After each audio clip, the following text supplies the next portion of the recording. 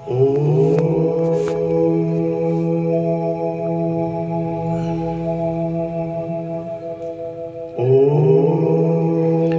ಒಂದು ಸತ್ಯ ಸಂಘ, ಪರಮಾತ್ಮನ ಸಂಘವಾಗಿದೆ.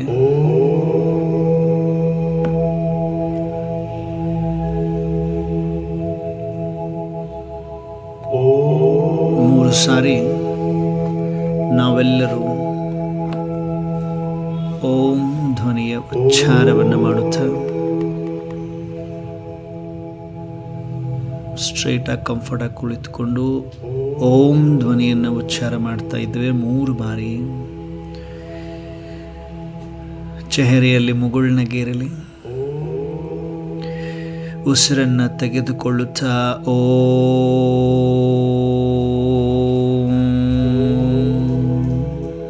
ಎಲ್ಲರೂ ಹೇಳಬೇಕು.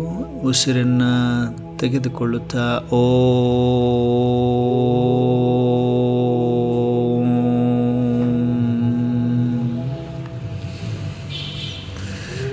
ಉಸಿರನ್ನು ತೆಗೆದುಕೊಳ್ಳುತ್ತಾ ಹೇಳಿ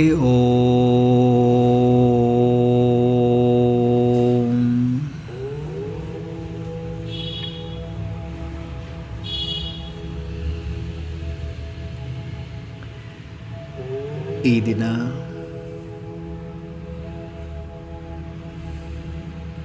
ಪರಮಾತ್ಮನ ಜ್ಞಾನವನ್ನು ಅರಿತುಕೊಳ್ಳಲು ತಾವು ಸ್ವಯಂ ಇಚ್ಛೆಯಿಂದ ಬಂದಿಲ್ಲ, ಡೈರೆಕ್ಟ್ ಪರಮಾತ್ಮನ ಪ್ರೇರಣೆಯಿಂದ ಬಂದಿದ್ದೀರಿ. ಅರ್ಥಾತ್ ತಾವು ಈ ವಿಶ್ವದಲ್ಲಿ ಶ್ರೇಷ್ಠ ಪುಣ್ಯಾತ್ಮ ಆಗಿರುವ ಕಾರಣ ಪರಮಾತ್ಮನ ಜ್ಞಾನ ಲಭಿಸ್ತಾ ಇದೆ, ಪ್ರಾಪ್ತಿಯಾಗ್ತಾ ಇದೆ. ಸ್ವಯಂಗೆ ಹೇಳ್ಕೊಳ್ತಾ ಇದ್ದೀವಿ, ನಾನು ಭಾಗ್ಯವಂತ, ಪದಂ ಭಾಗ್ಯವಂತ ಆಗಿದ್ದೇನೆ. ಸ್ವಯಂಲ್ಲಿ ಹೇಳ್ಕೊಡ್ರಿ, ನಾನು ಪದಂ ಭಾಗ್ಯವಂತ ಆಗಿದ್ದೇನೆ. ಯಾಕಂದರೆ ಇಡೀ ವಿಶ್ವದಲ್ಲಿ ವೇದ ಶಾಸ್ತ್ರಗಳು, ಪುರಾಣಗಳು ಸಾಕಷ್ಟಿದೆ. ಎಲ್ಲರೂ ಅವೆಲ್ಲ ವೇದಶಾಸ್ತ್ರ ಪುರಾಣಗಳು ಮನುಷ್ಯರಿಂದ ಮಾಡಲ್ಪಟ್ಟಿವೆ. ಆದರೆ ನಮಗೆ ಈ ಕ್ಷಣದಲ್ಲಿ ಪ್ರಾಪ್ತಿಯಾಗುತ್ತಿರುವ ಜ್ಞಾನ ಬಂದು ಡೈರೆಕ್ಟ್ ಪರಮಾತ್ಮನಿಂದ, ಈಶ್ವರನಿಂದ ಪ್ರಾಪ್ತಿಯಾಗ್ತಾ ಇದೆ. ಪರಮಾತ್ಮ ಕೊಡ್ತಾ ಇರುವಂಥ ಜ್ಞಾನ ಕೋಟಿಯಲ್ಲಿ ಕೆಲವರಿಗೆ ಲಭಿಸ್ತದೆ. ಆ ಕೆಲವರಲ್ಲಿ ಸೆಲೆಕ್ಟೆಡ್ ನಾವುಗಳಾಗಿದ್ದೇವೆ ಎಂದು ಭಾವಿಸಿ ಪರಮಾತ್ಮ ನಮ್ಮನ್ನೇ ಯಾಕೆ ಆಯ್ಕೆ ಮಾಡಿಕೊಂಡು ಈ ಜ್ಞಾನವನ್ನು ನಮಗೆ ತಿಳಿಸ್ಲಿಕ್ಕೆ ಇಚ್ಛೆ ಪಡ್ತಾ ಇದ್ದಾರೆ ಅಂದರೆ, ಯಾರೆಲ್ಲ ಈ ಸತ್ಸಂಗದಲ್ಲಿ ಬಂದಿದ್ದೀರಿ, ನಿಮ್ಮ ಜೀವನದಲ್ಲಿ ನೆಕ್ಸ್ಟ್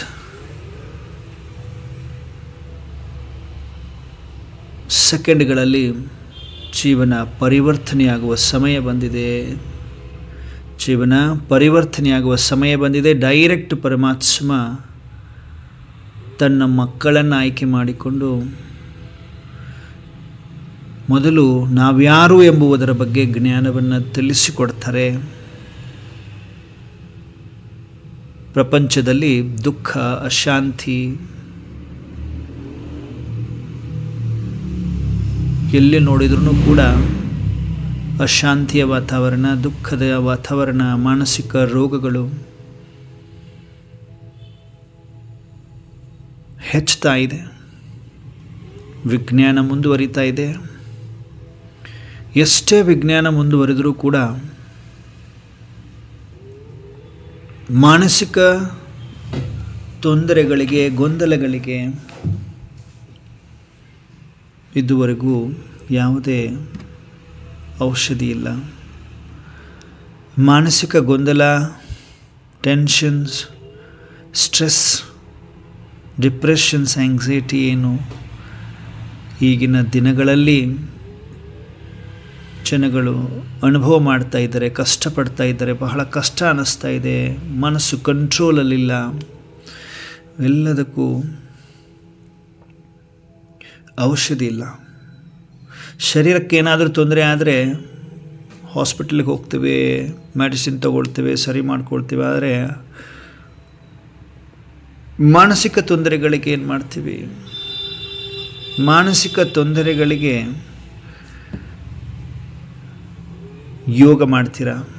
ಶಾರೀರಿಕ ಯೋಗ ಮಾಡ್ತೀರಿ, ಪ್ರಾಣಾಯಾಮ ಮಾಡ್ತೀರಿ. ಇನ್ನೊಂದು ವಿಶೇಷವಾಗಿ ಎಲ್ಲ ಯೋಗದಲ್ಲೂ ಕೂಡ ರಾಜಯೋಗ ಎಂಬುದು ಶ್ರೇಷ್ಠಾತಿಶ್ರೇಷ್ಠ ಯೋಗ. ಗೀತೆಯಲ್ಲೂ ಕೂಡ ತಾವು ಕೇಳಿದಿರಿ, ಶ್ರೇಷ್ಠಾತಿಶ್ರೇಷ್ಠ ಯೋಗ ರಾಜಯೋಗ, ರಾಜರನ್ನು ಮಾಡುವಂತಹ ಯೋಗ, ರಾಜರನ್ನಾಗಿ ಮಾಡಿಕೊಳ್ಳುವಂತಹ ಯೋಗಕ್ಕೆ ರಾಜಯೋಗ. ಆ ರಾಜಯೋಗವನ್ನು ಯಾವುದೇ ಮನುಷ್ಯರು ಹೇಳ್ಕೊಡ್ತಾ ಇಲ್ಲ, ಪರಮಾತ್ಮ ಹೇಳಿಕೊಟ್ಟಿದ್ದಾರೆ.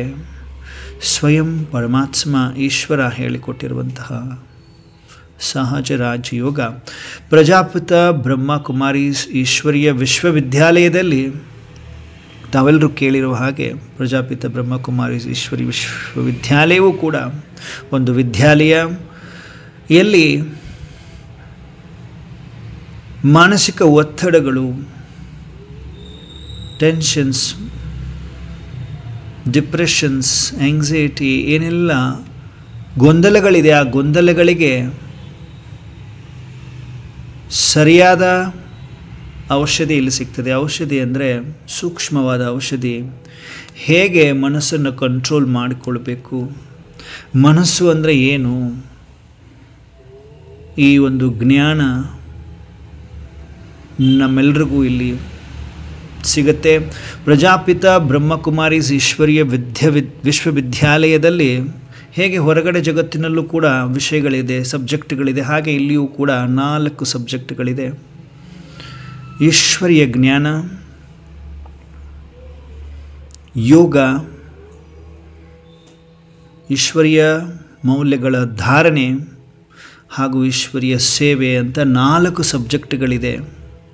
ಈ 4 ಸಬ್ಜೆಕ್ಟ್ಗಳಿಗೆ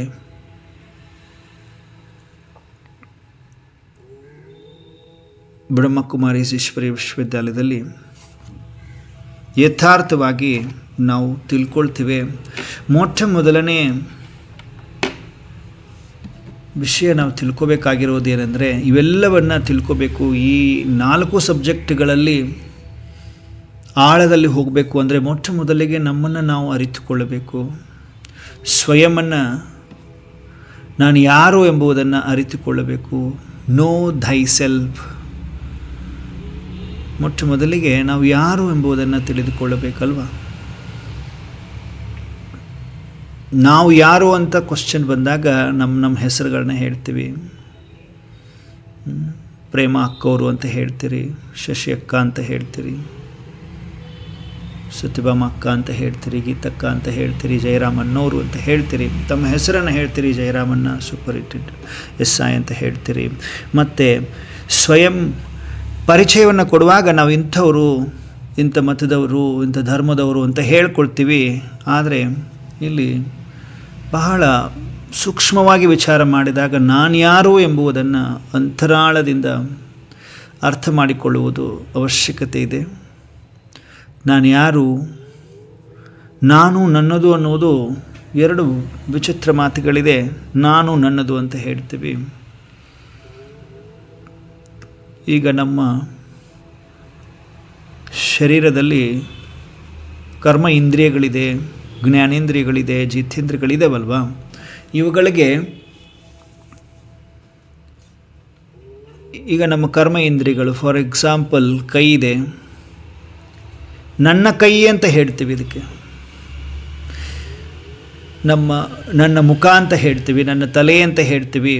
ನಾನೇ ತಲೆ ಅಂತ ಹೇಳುವುದಿಲ್ಲ. ನಾನು ಕಿವಿಯಿಂದ ಕೇಳಿಸ್ಕೊಳ್ತಾ ಇದ್ದೀನಿ, ನಾನೇ ಕಿವಿ ಅಂತ ಹೇಳುವುದಿಲ್ಲ. ಕಣ್ಣಿಂದ ನೋಡ್ತಾ ಇದ್ದೀನಿ, ನಾನೇ ಕಣ್ಣು ಅಂತ ಹೇಳುವುದಿಲ್ಲ. ಕೈಯಿಂದ ಕಾರ್ಯವನ್ನು ಮಾಡ್ತಾ ಇದ್ದೀನಿ, ನಾನೇ ಕೈ ಅಂತ ಹೇಳುವುದಿಲ್ಲ. ಹಾಗಾದರೆ ನಾನು ಯಾರು? ಇದು ನನ್ನದು ಆಯಿತು. ನನ್ನ ಕೈ, ನನ್ನ ಕಾಲು, ನನ್ನ ತಲೆ, ನನ್ನ ಕಿವಿ, ನನ್ನ ಕಣ್ಣು ಅಂತ ಹೇಳ್ತೀವಿ. ಹಾಗಾದರೆ ನಾನು ಯಾರು? ನನ್ನದು ಅಂತ ಹೇಳ್ತಾ ಇದ್ದೀವಿ. ನನ್ನದು ಅನ್ನೋದು ಕೈ ಕಾಲು ಆದರೆ ನಾನು ಯಾರು?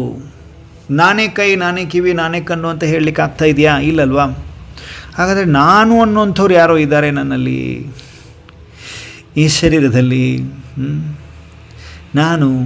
ನಾನು ಯಾರು ಅನ್ನುವುದನ್ನೇ ಅರಿತುಕೊಳ್ಳುವಂಥದ್ದು ಆತ್ಮ ಸಾಕ್ಷಾತ್ಕಾರ ಅಂತ ಮೊದಲನೇ ಪಾಠ ನಮಗೆ ಪರಂಪಿತ ಪರಮಾತ್ಮ ಹೇಳ್ಕೊಡ್ತಾರೆ. ನಾನು ಯಾರು ಅಂತ ನೋಡಿ. ಫಾರ್ ಎಕ್ಸಾಂಪಲ್, ಈಗ ನಾವು ಯಾರು ಅನ್ನುವುದನ್ನು ಸ್ಪಷ್ಟ ಮಾಡಿಕೊಳ್ಳಿಕ್ಕೋಸ್ಕರ ಯಾರಿಗೊಬ್ಬರಿಗೆ ಹುಷಾರಿಲ್ಲ, ಹಾಸ್ಪಿಟಲಿಗೆ ಹೋಗಿದ್ದಾರೆ, ಅಲ್ಲಿ ಕ್ಯೂ ಇದೆ, ಡಾಕ್ಟ್ರು ಒಳಗಡೆ ಪೇಷೆಂಟ್ನ ಒಳಗಡೆ ಕರ್ಕೊಂಬನ್ನಿ ಅಂತ ಹೇಳ್ತಾರೆ. ಒಳಗಡೆ ಕರ್ಕೊಂಡು ಹೋಗಿ ಅವರೆಲ್ಲ ಸ್ವಲ್ಪ ಚೆಕ್ಕಿಂಗ್ ಟೆಸ್ಟಿಂಗ್ ಎಲ್ಲ ಮಾಡಿ 1 hour ಆದಮೇಲೆ ಹೊರಗಡೆ ಬಂದು ಹೇಳ್ತಾರೆ, ಹೀ ಈಸ್ ನೋ ಮೋರ್ ಅಂತಾರೆ. He is no more.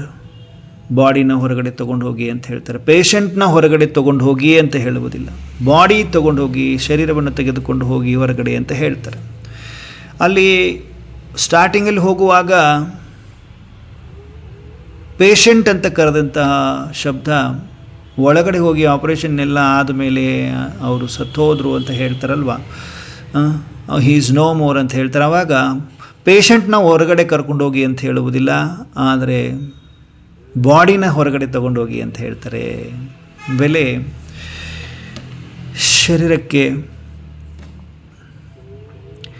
ಶರೀರದಲ್ಲಿ ಏನೋ ಒಂದು ತಾಕತ್ತಿದೆ, ಯಾವುದೋ ಒಂದು ಶಕ್ತಿ ಇದೆ, ಯಾವುದೋ ಒಂದು ಎನರ್ಜಿ ಇದೆ. ಆ ಶರೀರ ನಾನಾತ್ಮ, ಆ ಶರೀರದಲ್ಲಿ ನಾನಾತ್ಮ ಎಂಬ ಚೈತನ್ಯ ಶಕ್ತಿ ಇದ್ದೇನೆ. ಚೈತನ್ಯ ಶಕ್ತಿ ಇದ್ದೇನೆ ಅನ್ನೋದಕ್ಕೆ ನೋಡಿ, ಈಗ ಆತ್ಮ ಯಾರಾದರೂ ಸತ್ತೋದ್ರೆ, ಅಯ್ಯೋ ಸತ್ತೋದ್ರು ಅಂತ ಹಣೆ ಬಡ್ಕೊಳ್ತಾರೆ, ನನ್ನ ಹಣೆ ಬರಹ ಅಂತ ಬಡ್ಕೊಳ್ತಾರೆ. ಅಥವಾ ಯಾರಿಗಾದರೂ ನಮಸ್ಕಾರ ಮಾಡುವಾಗ 2 ಕೈಯನ್ನು ಹಣೆಗೆ ಟಚ್ ಮಾಡಿ ನಮಸ್ತೆ ಮಾಡ್ತಾರೆ. ಹಿರಿಯರಿಗೆ, ದೇವರಿಗೆ ನಮಸ್ತೆ ಮಾಡ್ತಾ ಇರುವಾಗ ಅರ್ಥ, ನಾನಾತ್ಮ ಎಲ್ಲಿದ್ದೇನೆ? ಶರೀರವನ್ನು ನಡೆಸುವಂತಹ ಒಂದು ಚೈತನ್ಯ ಶಕ್ತಿ. ಸತ್ತು ಹೋದರು ಅಂತ ಹೇಳ್ತಾರೆ. ಸತ್ತು ಹೋಗಿದ್ದು ಏನು? ಸತ್ತಿರೋದೇನು? ಹೋಗಿರೋದೇನು? ಸತ್ತು ಹೋದರು ಅಂತ ಮೇಲೆ ತೋರಿಸ್ತಾರೆ. ಸತ್ತಿರೋದೇನು? ಹೋಗಿರೋದೇನು? ಬಾಡಿ ಶರೀರವನ್ನು ಮನೆಯಲ್ಲಿ 1 day ಅಷ್ಟೇ ಇಟ್ಕೊಳ್ತಾರೆ, ಆಮೇಲೆ ಅದನ್ನು ಸುಟ್ಟು ಹಾಕ್ತಾರೆ. ಸತ್ತು ಹೋದರು ಅಂದರೆ ಸತ್ತು ಹೋದರು. ಸತ್ತಿರೋದೇನು? ಸತ್ಯ ಹೋಯಿತು ಅಂತ. ಸತ್ಯ ಹೋಯಿತು ಅಂದರೆ ಶರೀರದಲ್ಲಿ ಯಾವುದೋ ಒಂದು ಸತ್ಯ ಇದೆ, ಆ ಸತ್ಯನೇ ನಾನು ಆತ್ಮ, ಚೈತನ್ಯ ಶಕ್ತಿ. ಸತ್ತು ಹೋದರು ಅಂದರೆ ಸತ್ತಿರೋದು ಶರೀರ ಸುಟ್ಟುಬಿಡ್ತಾರೆ. ನೋಡಿ, ಇಲ್ಲಿಗೆ ಶರೀರ ಸುಟ್ಟುಬಿಡ್ತಾರೆ, ಆತ್ಮ ಸುಡಲಿಕ್ಕಾಗುವುದಿಲ್ಲ. ಆತ್ಮ ನೋಡಿ, ಈ ಶರೀರ 5 ತತ್ವಗಳಿಂದ ಮಾಡಲ್ಪಟ್ಟಿದೆ. ಆದರೆ ಈ ಶರೀರದಲ್ಲಿ ನಾನು ಆತ್ಮ ಇದ್ದೀನಲ್ವಾ, ನಾನು ಆತ್ಮ 6ನೇ ತತ್ವ ಜ್ಯೋತಿ ಸ್ವರೂಪನಾಗಿದ್ದೇನೆ. ನಾನು ಆತ್ಮ ಹಣೆಯ ಮಧ್ಯದಲ್ಲಿ, ಭ್ರುಕುಟಿಯ ಮಧ್ಯದಲ್ಲಿದ್ದೇನೆ. ಈ ಶರೀರವನ್ನು ನಡೆಸುವಂತಹ ಶಕ್ತಿ, ಚೈತನ್ಯ ಶಕ್ತಿ ನಾನು ಆತ್ಮ ಆಗಿದ್ದೇನೆ. ನಾನು ಯಾರು ಅಂತ ತಿಳ್ಕೊಳ್ಳುವಾಗ ನಾನು ಆತ್ಮ ಆಗಿದ್ದೇನೆ, ಹಣೆಯ ಮಧ್ಯದಲ್ಲಿ, 2 ಕಣ್ಣುಗಳ ಮಧ್ಯದಲ್ಲಿದ್ದೇನೆ ಎನ್ನುವುದು ಸ್ಪಷ್ಟ ಆಗ್ತದೆ. ನೋಡಿ, ನಾವು ಬೊಟ್ಟನ್ನು ಹಣೆಗೆ ಇಡ್ತೀವಿ. ನಾವೆಲ್ಲರೂ ಬಿಂದಿಯನ್ನಾಗಲಿ ಬೊಟ್ಟನ್ನಾಗಲಿ ಎಲ್ಲಿಡ್ತೀವಿ? ಹಣೆಯ ಮಧ್ಯದಲ್ಲಿ ಇಡ್ತೀವಿ. ಕೆನ್ನೆಗೆ ಇಟ್ಕೊಳ್ಳುವುದಿಲ್ಲ, ಮೂಗು ಮೇಲೆ ಇಟ್ಕೊಳ್ಳುವುದಿಲ್ಲ. ಯಾಕೆ? ಏನೋ ಒಂದು ಶಕ್ತಿ ಅಲ್ಲಿ ಇನ್ಬಿಲ್ಟ್ ಸಂಪ್ರದಾಯ ಬಂದಿದೆ. ಬಹಳ ವರ್ಷಗಳ ಕಾಲದಿಂದ ಇಲ್ಲೇ ಇಟ್ಕೋಬೇಕು ಅಂತ ನಮಗೆ ಅನಿಸುತ್ತೆ. ಒಳಗಡೆ ಯಾವುದೋ ಒಂದು ಶಕ್ತಿ ಇದೆ. ನಾವು ಯಾರನ್ನಾದ್ರೂ ನೋಡಬೇಕಂದ್ರೂ ಕೂಡ ನೋಡಿ, ಮುಖದ ಹತ್ರ ನೋಡ್ಕೊಂಡು ಮಾತಾಡ್ತೀವಿ ಜಾಸ್ತಿ. ಹಾಗಾದರೆ ಇದು ಸೂಕ್ಷ್ಮ ಶಕ್ತಿ ಇದೆ ನನ್ನಲ್ಲಿ. ಆ ಶಕ್ತಿಯ ಆತ್ಮ, ನಾನು ಆತ್ಮ ಎಲ್ಲಿ ನಾನು ವಾಸಿಸುವ ಸ್ಥಾನ ಯಾವುದು ಅಂದರೆ ಭ್ರುಕುಟಿಯ ಮಧ್ಯ, ಹಣೆಯ ಮಧ್ಯದಲ್ಲಿ ನಾನು ವಾಸ ಮಾಡ್ತಾ ಇದ್ದೇನೆ ಅನ್ನುವಂಥದ್ದು. ಹಣೆಯ ಮಧ್ಯದಲ್ಲಿ ನಾನು ಆತ್ಮ ವಿರಾಜಮಾನನಾಗಿದ್ದೇನೆ. ಅರ್ಥಾತ್ ಸ್ಪಿರಿಟ್ ಅಂತ ಹೇಳ್ತೀವಿ, ಆತ್ಮ ಅಂತ ಹೇಳ್ತೀವಿ. ಆತ್ಮ ಹಣೆಯ ಮಧ್ಯದಲ್ಲಿ ವಿರಾಜಮಾನನಾಗಿದ್ದೇನೆ. ಕರ್ಮ ಇಂದ್ರಿಯಗಳಿಗೆ ನಾನು ಮಾಲೀಕ ಆಗಿದ್ದೇನೆ. ಎಲ್ಲ ಕರ್ಮ ಇಂದ್ರಿಯಗಳು ನೋಡಿ, ಈಗ ಎಕ್ಸಾಂಪಲ್, ಯಾವಾಗ ಶರೀರದಲ್ಲಿ ನಾನು ಆತ್ಮ ಇರುವವರೆಗೂ ಶರೀರಕ್ಕೆ ಬೆಲೆ ಇದೆ. ಸತ್ತು ಹೋದ ಮೇಲೆ ನಿಮ್ಮ ಬಾಡಿನ ಪೋಸ್ಟ್ಮಾರ್ಟಮ್ ಮಾಡಿದರೆ ನೀವು ಊಟ ಮಾಡಿರುವಂತಹ ಫುಡ್ಡು ಸಹಿತ ಎಲ್ಲಿ ಇವಾಗಲೇ ಊಟ ಮಾಡಿದ್ರು ಅಂತ ಹೇಳ್ತಾರೆ, ಅವ್ರು ಕಂಡುಹಿಡಿತಾರೆ ಪೋಸ್ಟ್ಮಾರ್ಟಮಲ್ಲಿ. ಅಂದರೆ ನೀವು ಊಟ ಮಾಡಿರೋದು ಫುಡ್ಡು ಹೇಗಿರ್ತದೆ ಹಾಗೇ ಇರ್ತದೆ ಶರೀರವನ್ನು ಪೋಸ್ಟ್ಮಾರ್ಟಮ್ ಮಾಡುವಾಗ.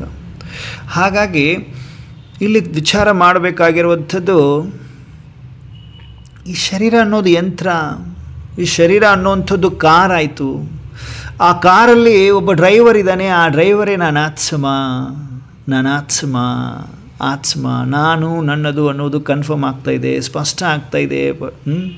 ನಮ್ಮೆಲ್ರಿಗೂ ಈ ಜ್ಞಾನ ಸಹಜ ರಾಜಯೋಗ, ನಾನು ಅನ್ನುವುದನ್ನು ಮೊದಲು ಅರಿತುಕೊಂಡಾಗ ಮಾತ್ರ ನಮಗೆ ಗೊತ್ತಾಗ್ತದೆ. ಅರ್ಥ ಆಗ್ತಿದೆ ಎಲ್ರಿಗೂ?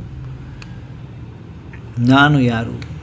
ನಾನೊಂದು ಆತ್ಮ, ಚೈತನ್ಯ ಶಕ್ತಿ. ಹಣೆಯ ಮಧ್ಯದಲ್ಲಿ, ಭ್ರುಕುಟಿಯ ಮಧ್ಯದಲ್ಲಿ ವಿರಾಜಮಾನನಾಗಿದ್ದೇನೆ, ಶರೀರಕ್ಕೆ ಮಾಲೀಕನಾಗಿದ್ದೇನೆ, ಶರೀರವನ್ನು ನಡೆಸುವ ಶಕ್ತಿಯಾಗಿದ್ದೇನೆ. ನೋಡಿ, ಕೋಟಿಯಲ್ಲಿ ಕೆಲವರಿಗೆ ಇದು ಅರ್ಥ ಆಗ್ತದೆ. ಆ ಕೋಟಿಯಲ್ಲಿ ಕೆಲವರನ್ನು ಪರಮಾತ್ಮನೇ ಕರ್ಕೊಂಡು ಬಂದು ಜ್ಞಾನವನ್ನು ಪ್ರದಾನ ಮಾಡ್ತಾ ಇದ್ದಾರೆ. ಹಾಗಾದರೆ ಪದಮ ಭಾಗ್ಯಶಾಲಿಗಳು ಯಾರು? ಇನ್ನೂ ಸಾಕಷ್ಟಿದೆ ತಿಳಿದುಕೊಳ್ಳುವಂಥದ್ದು. ಈಗ ಆತ್ಮ ಅಂತ ಹೇಳಿದ್ವಿ, ಆತ್ಮದಲ್ಲಿ ಅದು ಹೇಗೆ ಕೆಲಸ ಮಾಡ್ತದೆ? ಆತ್ಮದಲ್ಲಿ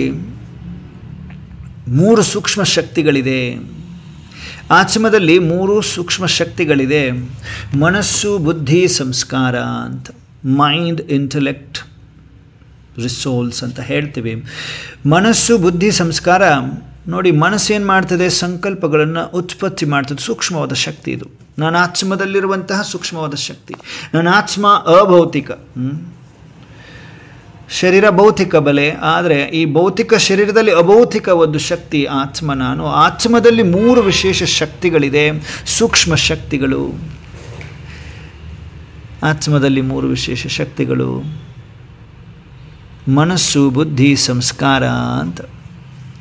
ಮನಸ್ಸು, ಬುದ್ಧಿ, ಸಂಸ್ಕಾರ ಅಂತ ಹೇಳ್ತೀವಿ. ಮನಸ್ಸು ಸಂಕಲ್ಪವನ್ನು ರಚಿಸ್ತದೆ, ಉತ್ಪತ್ತಿ ಮಾಡ್ತದೆ, ಥಾಟ್ಸ್ ಕ್ರಿಯೇಟ್ ಮಾಡ್ತದೆ ಮನಸ್ಸು. ಬುದ್ಧಿ ಏನು ಮಾಡ್ತದೆ? ಯಾವುದು ಒಳ್ಳೆಯದು ಯಾವುದು ಕೆಟ್ಟದ್ದನ್ನು ನಿರ್ಣಯ ಮಾಡ್ತದೆ, ಡಿಸೈಡ್ ಮಾಡ್ತದೆ, ಯಾವುದು ಸರಿ ಯಾವುದು ತಪ್ಪು ಅಂತ. ಹಾಗೆ ಸಂಸ್ಕಾರ ಅನ್ನೋದು ಏನು ಮಾಡ್ತದೆ? ಬುದ್ಧಿ ಡಿಸೈಡ್ ಮಾಡಿ ಕರ್ಮದಲ್ಲಿ ಬರ್ತದೆ. ಕರ್ಮ ಮಾಡಿದ ಮೇಲೆ ಆ ಕರ್ಮ ರೆಕಾರ್ಡ್ ಆಗ್ತದಲ್ವ, ಅದಕ್ಕೆ ಸಂಸ್ಕಾರ ಅಂತ ಹೇಳ್ತೀವಿ. ಸಂಸ್ಕಾರ ಅಂತ ಹೇಳ್ತೀವಿ. ಮನಸ್ಸು, ಬುದ್ಧಿ, ಸಂಸ್ಕಾರ 3 ವಿಶೇಷ ಸೂಕ್ಷ್ಮ ಶಕ್ತಿಗಳು ನಿರಂತರ ಕೆಲಸ ಮಾಡ್ತಾ ಇದೆ ನನ್ನ ಆತ್ಮದಲ್ಲಿ. ವಿಶೇಷ 3 ಶಕ್ತಿಗಳು. ಈಗ ಫಾರ್ ಎಕ್ಸಾಂಪಲ್, ಒಂದು ಸಂಕಲ್ಪ ದಿನಕ್ಕೆ ಎಷ್ಟೋ ಸಂಕಲ್ಪಗಳು, ಒಂದು ನಿಮಿಷಕ್ಕೇ 30-40 ಸಂಕಲ್ಪಗಳು ರಚನೆ ಆಗ್ತದೆ, ಉತ್ಪತ್ತಿ ಆಗ್ತದೆ. ಅದರಲ್ಲಿ ಎಕ್ಸಾಂಪಲ್, ನಾನಿವಾಗ ಒಂದು ಸಂಕಲ್ಪ ಮಾಡ್ತಾಯಿದ್ದೀನಿ, ಕ್ರಿಯೇಟ್ ಮಾಡ್ತಾಯಿದ್ದೇನೆ. ಅರ್ಥಾತ್ ನನ್ನ ಮನಸ್ಸು ಕ್ರಿಯೇಟ್ ಮಾಡ್ತಾಯಿದೆ, ನಾನಿವಾಗ ಸತ್ಸಂಗಕ್ಕೆ ಜಾಯಿನ್ ಆಗಬೇಕು ಅಂತ ಒಂದು ಹೇಳ್ತಾ ಇದೆ. ಇನ್ನೊಂದು ಸಂಕಲ್ಪ, ನಾನು ಥಿಯೇಟ್ರಿಗೆ ಸಿನಿಮಾ ನೋಡಲಿಕ್ಕೆ ಹೋಗಬೇಕು ಅನ್ನಿಸ್ತಾ ಇದೆ. 2 ಸಂಕಲ್ಪ ಕ್ರಿಯೇಟ್ ಆಗ್ತದೆ. ಇವಾಗ 2 ಸಂಕಲ್ಪ ಬಂದ್ಬಿಟ್ಟು ಬುದ್ಧಿ ಹತ್ತಿರ ಬಂದಾಗ ಬುದ್ಧಿ ಏನು ಮಾಡ್ತದೆ? ಡಿಸೈಡ್ ಮಾಡ್ತದೆ ಯಾವುದು ಸರಿ ಯಾವುದು ತಪ್ಪು ಅಂತ. ಈಗ ತಾವೆಲ್ಲರೂ ಸತ್ಸಂಗದಲ್ಲಿ ಬಂದಿದ್ದೀರಿ ಅಂದರೆ ತಮ್ಮ ಬುದ್ಧಿ ಶ್ರೇಷ್ಠವಾದ ಡಿಸಿಷನನ್ನು ತಗೊಂಡಿದ್ದೀರಿ. ತಾವು ತಮ್ಮ ಜೀವನದಲ್ಲಿ ಭಾಳ ಒಳ್ಳೆಯವರಿರುವ ಕಾರಣ, ಒಳ್ಳೆಯವರಂದರೆ ಬಹಳ ಶ್ರೇಷ್ಠ ಪುಣ್ಯ ಕರ್ಮಗಳನ್ನ ಮಾಡಿರುವಂತಹ ಆತ್ಮಗಳಾಗಿರುವ ಕಾರಣ ನೀವು ಈ ಸಂಘದಲ್ಲಿ ಬಂದಿದ್ದೀರಿ, ಸತ್ಸಂಗದಲ್ಲಿ ಬಂದಿದ್ದೀರಿ. ಕೋಟಿಯಲ್ಲಿ ಕೆಲವರಿಗೆ ಮಾತ್ರ ಚಾನ್ಸ್ ಸಿಗ್ತದೆ. ಪರಮಾತ್ಮನ ಜ್ಞಾನ ಅಷ್ಟು ಈಸಿಯಾಗಿ ಎಲ್ರಿಗೂ ಹೋಗುವುದಿಲ್ಲ. ಆದರೆ ನೀವುಗಳು ಬಂದು ಕೇಳಿಸ್ಕೊಳ್ತಾ ಇದ್ದೀರಿ ಅಂದರೆ ಅರ್ಥ ಪರಮಾತ್ಮನ ಇಚ್ಛೆ ಇದೆ. ನೀವು ಪುಣ್ಯ ಆತ್ಮಗಳಿದ್ದೀರಿ, ಶ್ರೇಷ್ಠ ಆತ್ಮಗಳಿದ್ದೀರಿ, ಸಾಕಷ್ಟು ಪುಣ್ಯ ಕರ್ಮಗಳನ್ನು ಮಾಡಿದಿರಿ, ಶ್ರೇಷ್ಠ ಕರ್ಮಗಳನ್ನು ಮಾಡಿದ್ದೀರಿ, ಸಾಕಷ್ಟು ಪೂಜೆ ಪುನಸ್ಕಾರಗಳನ್ನು ಮಾಡಿದಿರಿ, ಭಕ್ತಿಯನ್ನು ಮಾಡಿದಿರಿ. ಹಾಗಾಗಿ ನಿಮಗೆ ಈ ಒಂದು ಅವಕಾಶ ಪರಮಾತ್ಮ ಒದಗಿಸಿಕೊಟ್ಟಿದ್ದಾರೆ. ಈಗ ಅರ್ಥ ಮಾಡಿಕೊಳ್ಳ್ರಿ, ಒಂದು ಸಂಕಲ್ಪ ನಾನು ಸತ್ಸಂಗದಲ್ಲಿ ಸೇರ್ಕೋಬೇಕು ಈ ಸಮಯದಲ್ಲಿ ಅಂತ, ಇನ್ನೊಂದು ಸಂಕಲ್ಪ ನಾನು ಥಿಯೇಟ್ರಿಗೆ ಹೋಗಬೇಕು ಸಿನಿಮಾ ನೋಡಲಿಕ್ಕೆ ಅಂತ. ಎರಡರಲ್ಲಿ ಒಂದು ಡಿಸಿಷನ್ ತೊಗೊಂಡು ಬಂದಿರೋವಂಥವ್ರು ಶ್ರೇಷ್ಠ ಬುದ್ಧಿವಂತರು. ಶ್ರೇಷ್ಠ ಬುದ್ಧಿವಂತರು ಅಂದರೆ ಪುಣ್ಯ ಆತ್ಮಗಳು, ಶ್ರೇಷ್ಠ ಆತ್ಮಗಳು, ಜೀವನ ಪರ್ಯಂತ ಒಳ್ಳೆಯ ಕೆಲಸಗಳನ್ನ ಮಾಡ್ಕೊಂಡು ಬಂದಂಥವರು. ಅಂತಿಂಥವ್ರಿಗೆಲ್ಲ ಇಲ್ಲಿ ಸೆಳೆತ ಇರುವುದಿಲ್ಲ. ಅರ್ಥಾತ್ ಈ ಸತ್ಸಂಗ ಅಂದ್ರೇ ಇಂಟ್ರೆಸ್ಟ್ ಬರುವುದಿಲ್ಲ. ಆ ಇಂಟ್ರೆಸ್ಟ್ ನಿಮ್ಮಲ್ಲಿ ಬಂದಿದೆ. ಎಷ್ಟು ಪುರ್ಸೊತ್ತಿಲ್ಲ ಅಂತ ಹೇಳ್ಕೊಳ್ತಿರ್ತಾರೆ. ಆದರೆ ಪುರ್ಸೊತ್ತನ್ನು ತೆಗೆದುಕೊಂಡು ಬಂದು ಕುಳಿತಿರುವ ಶ್ರೇಷ್ಠ ಆತ್ಮಗಳು ತಾವಾಗಿದ್ದೀರಿ. ಕೋಟಿಯಲ್ಲಿ ಕೆಲವರಿಗೆ ಮಾತ್ರ ಈ ಒಂದು ಆಸಕ್ತಿ ಸತ್ಸಂಗದಲ್ಲಿ, ಸತ್ಯ ಸಂಘದಲ್ಲಿ, ಪರಮಾತ್ಮ ಸಂಘದಲ್ಲಿ ಬಂದಿದ್ದೀರಿ ಅಂದರೆ ಆ ಒಂದು ಸೆಳೆತ, ಆ ಪಾಸಿಟಿವ್ ವೈಬ್ರೇಷನ್ಸ್ನ ಸೆಳೆತ ನಿಮಗಾಗಿದೆ ಅಂದರೆ ನೀವು ಶ್ರೇಷ್ಠ ಆತ್ಮರೇ, ಪುಣ್ಯ ಆತ್ಮರೇ. ಪರಮಾತ್ಮನ ಬಹಳ ಸಮೀಪದ ಮಕ್ಕಳು, ತಮಗೆ ಗೊತ್ತಿಲ್ಲದೆ ಬಹಳ ಸಮೀಪದ ಮಕ್ಕಳು. ಹಾಗಾಗಿ ಈ ಸತ್ಸಂಗದಲ್ಲಿ ಕುಳಿತಿದ್ರಿ. ಬಂದು ಸಂಕಲ್ಪ, ನಾನು ಸತ್ಸಂಗಕ್ಕೆ ಹೋಗಬೇಕು, ಥಿಯೇಟ್ರಿಗೆ ಹೋಗಬೇಕು ಅಂತ ಸಂಕಲ್ಪ ಉತ್ಪತ್ತಿ ಆಗ್ತದೆ. ಆದರೆ ಬುದ್ಧಿ ನಿರ್ಣಯ ಮಾಡಿದೆ. ಕೆಲವೊಬ್ಬರದು ಥಿಯೇಟ್ರಿಗೆ ಹೋಗ್ಬಿಟ್ಟಿದೆ, ಆದರೆ ಕೆಲವೊಬ್ಬರದು ಸತ್ಸಂಗದಲ್ಲಿ ಹೋಗೋದು ಒಳ್ಳೆಯದು ಅಂದ್ಬಿಟ್ಟು ನಿರ್ಣಯ ಮಾಡಿ ಈಗ ಸತ್ಸಂಗದಲ್ಲಿ ಬಂದು ಕುಳಿತುಕೊಂಡಿದ್ದೀರಲ್ವ. ಕುಳಿತುಕೊಂಡು ಈಗ ಜ್ಞಾನವನ್ನು ಆಲಿಸ್ತಾ ಇದ್ದೀರಿ. ಜ್ಞಾನವನ್ನು, ಪರಮಾತ್ಮ ಸತ್ಯ ಜ್ಞಾನವನ್ನು ತಾವು ಅರಿತುಕೊಳ್ತಾ ಇದ್ದೀರಿ. ಅರಿತುಕೊಂಡು ಆದಮೇಲೆ ಅದು ರೆಕಾರ್ಡ್ ಆಗ್ತದೆ ತಮ್ಮ ಬುದ್ಧಿಯಲ್ಲಿ.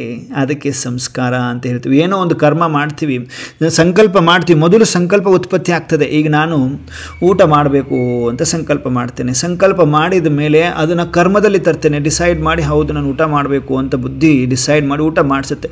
ಊಟ ಮಾಡಿದ ತಕ್ಷಣ ಅದು ಆ ಕರ್ಮ ಸ್ಟೋರ್ ಆಗ್ತದೆ. ಈಗ ನಾನು ಬರೀಬೇಕು, ನಾನು ಓದಬೇಕು ಅಂತ ಹೇಳ್ತೀವಿ. ಬರೀಬೇಕು, ಓದಬೇಕು ಅಂತ ಸಂಕಲ್ಪ ಮಾಡ್ತೀವಿ. ಸಂಕಲ್ಪ ಉತ್ಪತ್ತಿ ಆದ ಮೇಲೆ ಬುದ್ಧಿ ನಿರ್ಣಯ ಮಾಡ್ತದೆ, ಬರಿತೀರಿ, ಓದ್ತೀರಿ. ಅದಾದಮೇಲೆ ಬರೆದ ತಕ್ಷಣ ಆ ಕರ್ಮ ಆದ ತಕ್ಷಣ ಏನು ಇದೆಯಲ್ಲ ಅದಕ್ಕೆ ಅದು ರೆಕಾರ್ಡ್ ಆಗ್ತದೆ ಆತ್ಮದಲ್ಲಿ. ಅದಕ್ಕೆ ಸಂಸ್ಕಾರ ಅಂತ ಕರೆಯಲಾಗ್ತದೆ. ಸೊ ಮನಸ್ಸಿನಲ್ಲಿ, ಬುದ್ಧಿಯಲ್ಲಿ, ಸಂಸ್ಕಾರದಲ್ಲಿ ಸ್ವಯಂವನ್ನು ನಾವು ನೋಡ್ತಾ ಇದ್ದೀವಿ. ಆತ್ಮ, ನಾನಾತ್ಮ, ಈ ಶರೀರಕ್ಕೆ ಮಾಲೀಕ, ಈ ಕಾರೆಂಬ ಯಂತ್ರದಲ್ಲಿ ನಾನಾತ್ಮ ಡ್ರೈವರ್ ಕುಳಿತುಕೊಂಡು ಎಲ್ಲ ಕರ್ಮ ಇಂದ್ರಿಯಗಳನ್ನು ನಡೆಸ್ತಾ ಇದ್ದೇನೆ. ಅದರ ಅರ್ಥ ಶರೀರ ಒಂದು ಕಾರಾಗಿದೆ. ಶರೀರವನ್ನು ಕೂಡ, ಶರೀರವೆಂಬ ಕಾರನ್ನು ನಾವು ಕರೆಕ್ಟಾಗಿ ಡ್ರೈವ್ ಮಾಡಬೇಕಾಗ್ತದೆ. ಡ್ರೈವ್ ಮಾಡೋದಂದರೆ ಶರೀರವನ್ನು ಹೆಂಗೆ ಬೇಕಾದಂಗೆ ನೀವು ಓಡಿಸೋಕ್ಕಾಗ್ತದ? ಕರೆಕ್ಟಾಗಿ ಎಲ್ಲಿ ಸರಿಯಾದ ದಾರಿಯಲ್ಲಿ ಓಡಿಸ್ಬೇಕು ಅನ್ನೋದು ಒಂದು ವಿಶೇಷ ಶಕ್ತಿ ಕೆಲಸ ಮಾಡ್ತದೆ. ಡ್ರೈವಿಂಗನ್ನು ಕಲಿತವರು ತಾನೇ ಡ್ರೈವ್ ಮಾಡಲಿಕ್ಕೆ ಸಾಧ್ಯ. ಹಾಗಾಗಿ ನಾನಾತ್ಮ ಈ ಶರೀರವನ್ನು ಎಷ್ಟು ಚೆನ್ನಾಗಿ ನಡೆಸ್ತಾ ಇದ್ದೀನಿ ಅನ್ನೋದು ಇಂಪಾರ್ಟೆಂಟು. ಎಷ್ಟು ಚೆನ್ನಾಗಿ ನಡೆಸಬೇಕು ಅನ್ನೋದು ಇಂಪಾರ್ಟೆಂಟು. ಬರೀ ಕಲಹ, ಕ್ಲೇಶ, ಟೆನ್ಷನ್, ಬೇಜಾರು, ಚಿಂತೆಗಳು ಇಂಥದ್ರಲ್ಲೇ ಬಹಳ ಬರುತ್ತಿರುವ ದಿನಗಳಲ್ಲಿ ಬಹಳ ಅಶಾಂತಿ ಮೂಡ್ತಾ ಇದೆ. ಇಂಥ ಸಮಯದಲ್ಲಿ ಆತ್ಮಕ್ಕೆ, ಅರ್ಥಾತ್ ನಾನಾತ್ಮ ಈ ಟೆನ್ಷನ್ಗಳಿಂದ ಮುಕ್ತಿಯನ್ನು ಹೊಂದಬೇಕು, ಶಾಂತಿಯನ್ನು ಹೊಂದಬೇಕು. ಶಾಂತಿ ಬೇಕು, ನೆಮ್ಮದಿ ಬೇಕು ಅಂತ ಅಲ್ಲಾಡ್ತಾ ಇದ್ದಾರೆ ಎಲ್ಲ ಆತ್ಮಗಳು. ಆದರೆ ಈ ಶಾಂತಿ ಎಲ್ಲಿಂದ ಸಿಗ್ತದೆ? ಒಂದು ಟ್ಯಾಬ್ಲೆಟನ್ನು ತೊಗೊಂಡ್ಬಿಟ್ರೆ ಶಾಂತಿ ಸಿಗ್ತದಾ? ಮತ್ತು ಮೆಡಿಸಿನ್ ಇಂಜೆಕ್ಷನ್ ತೊಗೊಂಡ ತಕ್ಷಣ ಶಾಂತಿ ಸಿಗ್ತದಾ? ಮನಸ್ಸಿನಲ್ಲಿ ಒಂದು ಟೆನ್ಷನ್ ಬರ್ತಾ ಇದೆ, ಸ್ಟ್ರೆಸ್ ಇದೆ, ಬೇಜಾರಿದೆ, ಚಿಂತೆ ಜೋರು ಕಾಡ್ತಾ ಇದೆ. ಇವೆಲ್ಲವನ್ನು ಕಂಟ್ರೋಲ್ ಮಾಡಬೇಕು ಅಂದರೆ ನನ್ನಲ್ಲಿ ಯಾವುದೋ ಒಂದು ಶಕ್ತಿ ಅವಶ್ಯಕತೆ ಇದೆ. ಆ ಶಕ್ತಿ ಯಾವುದೇ ಫಿಸಿಕಲ್ ಎಂಟಿಟಿ ಅಲ್ಲ, ಆದರೆ ಸೂಕ್ಷ್ಮವಾದ ಶಕ್ತಿ. ಆ ಸೂಕ್ಷ್ಮವಾದ ಶಕ್ತಿ ನನ್ನಲ್ಲಿ ಬರಬೇಕು ಅಂದರೆ, ನನ್ನ ಮನಸ್ಸನ್ನು ನಾನು ಕಂಟ್ರೋಲ್ ಮಾಡಬೇಕು ಅಂದರೆ, ಕಂಟ್ರೋಲ್ ಮಾಡಿ ನೋಡಿ, ಮನಸ್ಸನ್ನು ಕಂಟ್ರೋಲ್ ಮಾಡುವುದಿದೆ ಇಲ್ಲಿ. ಮನಸ್ಸು ಬುದ್ಧಿಯನ್ನು ಏಕಾಗ್ರ ಮಾಡುವಂತಹ ಸಾಧನ ನಾವು ಕಲಿತಾ ಇದ್ದೀವಿ ಇಲ್ಲಿ. ಅದೇ ಸಹಜ ರಾಜಯೋಗ. ನಾವು ಇದೆಲ್ಲ, ಈ ಯೋಗ ಕಿಂಗ್ ಆಫ್ ಆಲ್ ಯೋಗಾಸ್, ರಾಜ, ಎಲ್ಲ ಯೋಗಕ್ಕೂ ರಾಜ ಆಗಿದೆ ಸಹಜ ರಾಜಯೋಗ, ಈಸಿ ರಾಜಯೋಗ ಅಂತ ಕರೀಲಾಗ್ತದೆ. ಹಾಗಾಗಿ ಈ ರಾಜಯೋಗವನ್ನು ಮಾಡಬೇಕಂದ್ರೆ ಮೊಟ್ಟ ಮೊದಲಿಗೆ ನಾವು ಯಾರು ಅನ್ನೋದನ್ನು ತಿಳಿದುಕೊಂಡಾಗಲೇ ತಾನೇ ನಾವು ಮಾಡಲಿಕ್ಕಾಗೋದು. ನಾನು ಯಾರು ಅಂತ ತಿಳ್ಕೊಂಡಾಗ, ಮೊಟ್ಟ ಮೊದಲಿಗೆ ನನ್ನಷ್ಟಕ್ಕೆ ನಾನು ಅರಿತುಕೊಂಡಾಗ ಮಾತ್ರ ನಾನು ಯಾರು, ಆತ್ಮ. ಇಲ್ಲಿ ಆತ್ಮ ಅನುಭೂತಿ ಮತ್ತು ಈಶ್ವರ ಅನುಭೂತಿ ಎರಡು ಆಯಾಮಗಳಿದೆ. ಈ ರಾಜಯೋಗದಲ್ಲಿ ಎರಡು ಆಯಾಮಗಳಿದೆ. ಒಂದು ಆತ್ಮ ಅನುಭೂತಿ, ಇನ್ನೊಂದು ಈಶ್ವರಾನುಭೂತಿ. ಆತ್ಮ ಅನುಭೂತಿಯನ್ನು ಮಾಡಲಿಕ್ಕೆ ಆತ್ಮ ಅಂದರೆ ಏನು ಅಂತ ತಿಳಿದುಕೊಂಡ್ರೆ ಅನುಭೂತಿ ಮಾಡಲಿಕ್ಕೆ ಸಾಧ್ಯ ಆಗ್ತದೆ ಅಲ್ವಾ?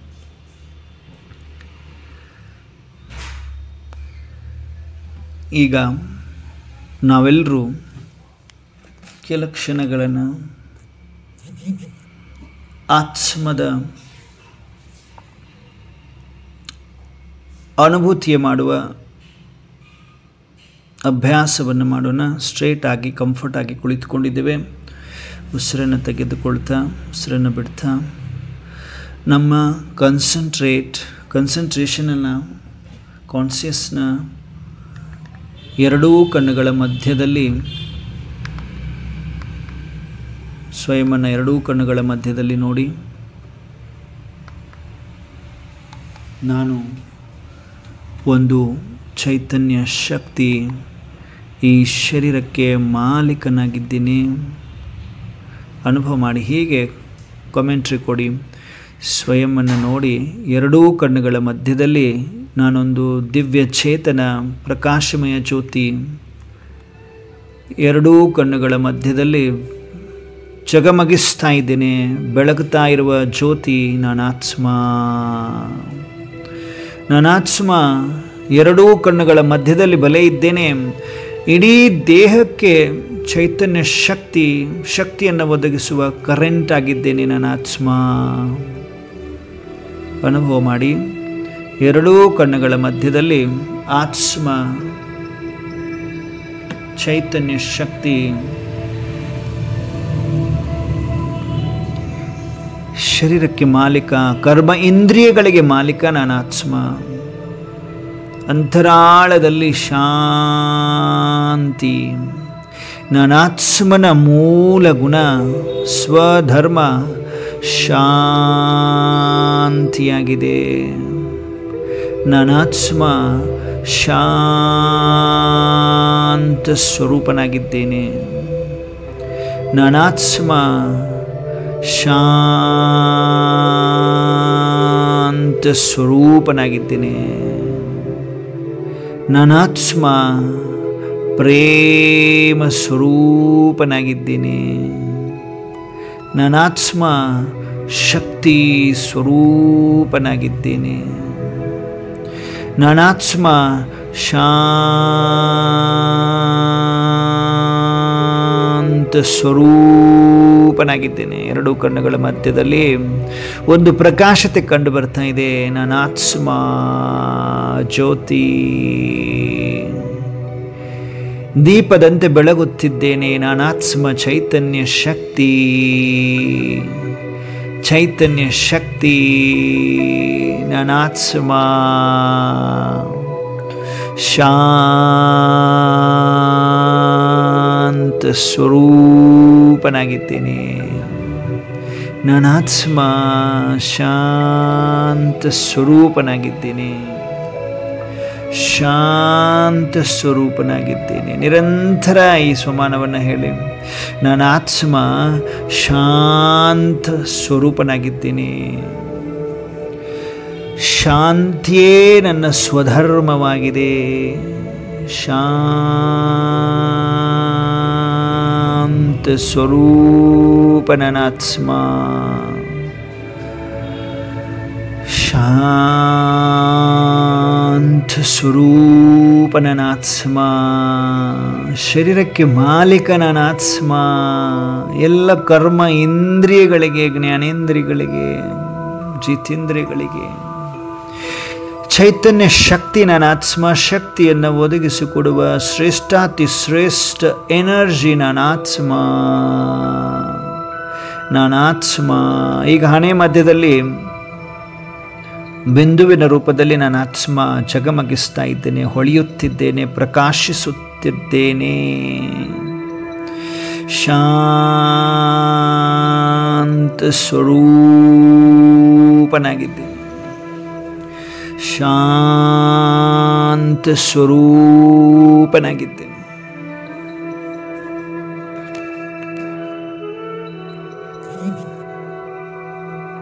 ಅನುಭವ ಮಾಡ್ತಾ ಇದ್ದೇನೆ.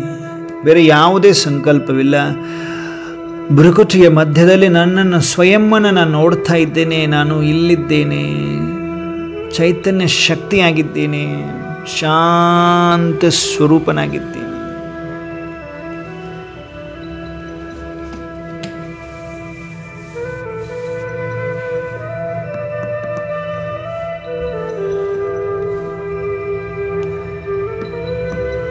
ಅನುಭವ ಮಾಡ್ತಾ ಇದ್ದೇವೆ. ಶಾಂತಿಯ ವೈಬ್ರೇಷನ್ಸ್ ನನ್ನ ಮಸ್ತಕ ಅಂದರೆ ಹಣೆಯ ಮಧ್ಯದಲ್ಲಿ, ಪವಿತ್ರತೆಯ ವೈಬ್ರೇಷನ್ಸ್, ಶಾಂತಿಯ ವೈಬ್ರೇಷನ್ಸ್.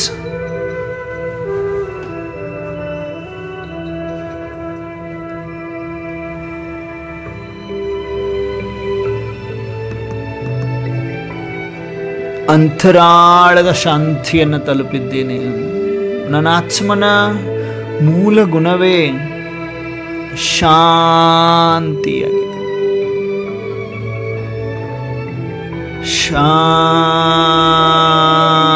ಶಾಂತಿಯಾಗಿದೆ, ಶಾಂತಿಯಾಗಿದೆ. ನನ್ನ ಆತ್ಮ ಶಾಂತ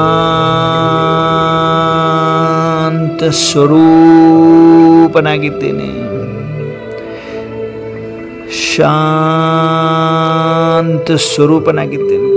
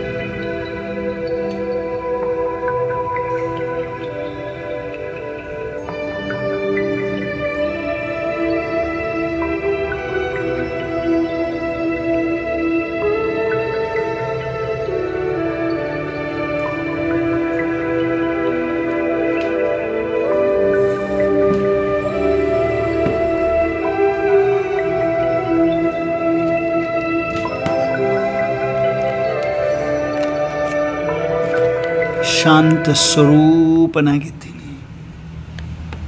ಮತ್ತೆ ಜಾಗೃತಿಗೆ ಬನ್ನಿ.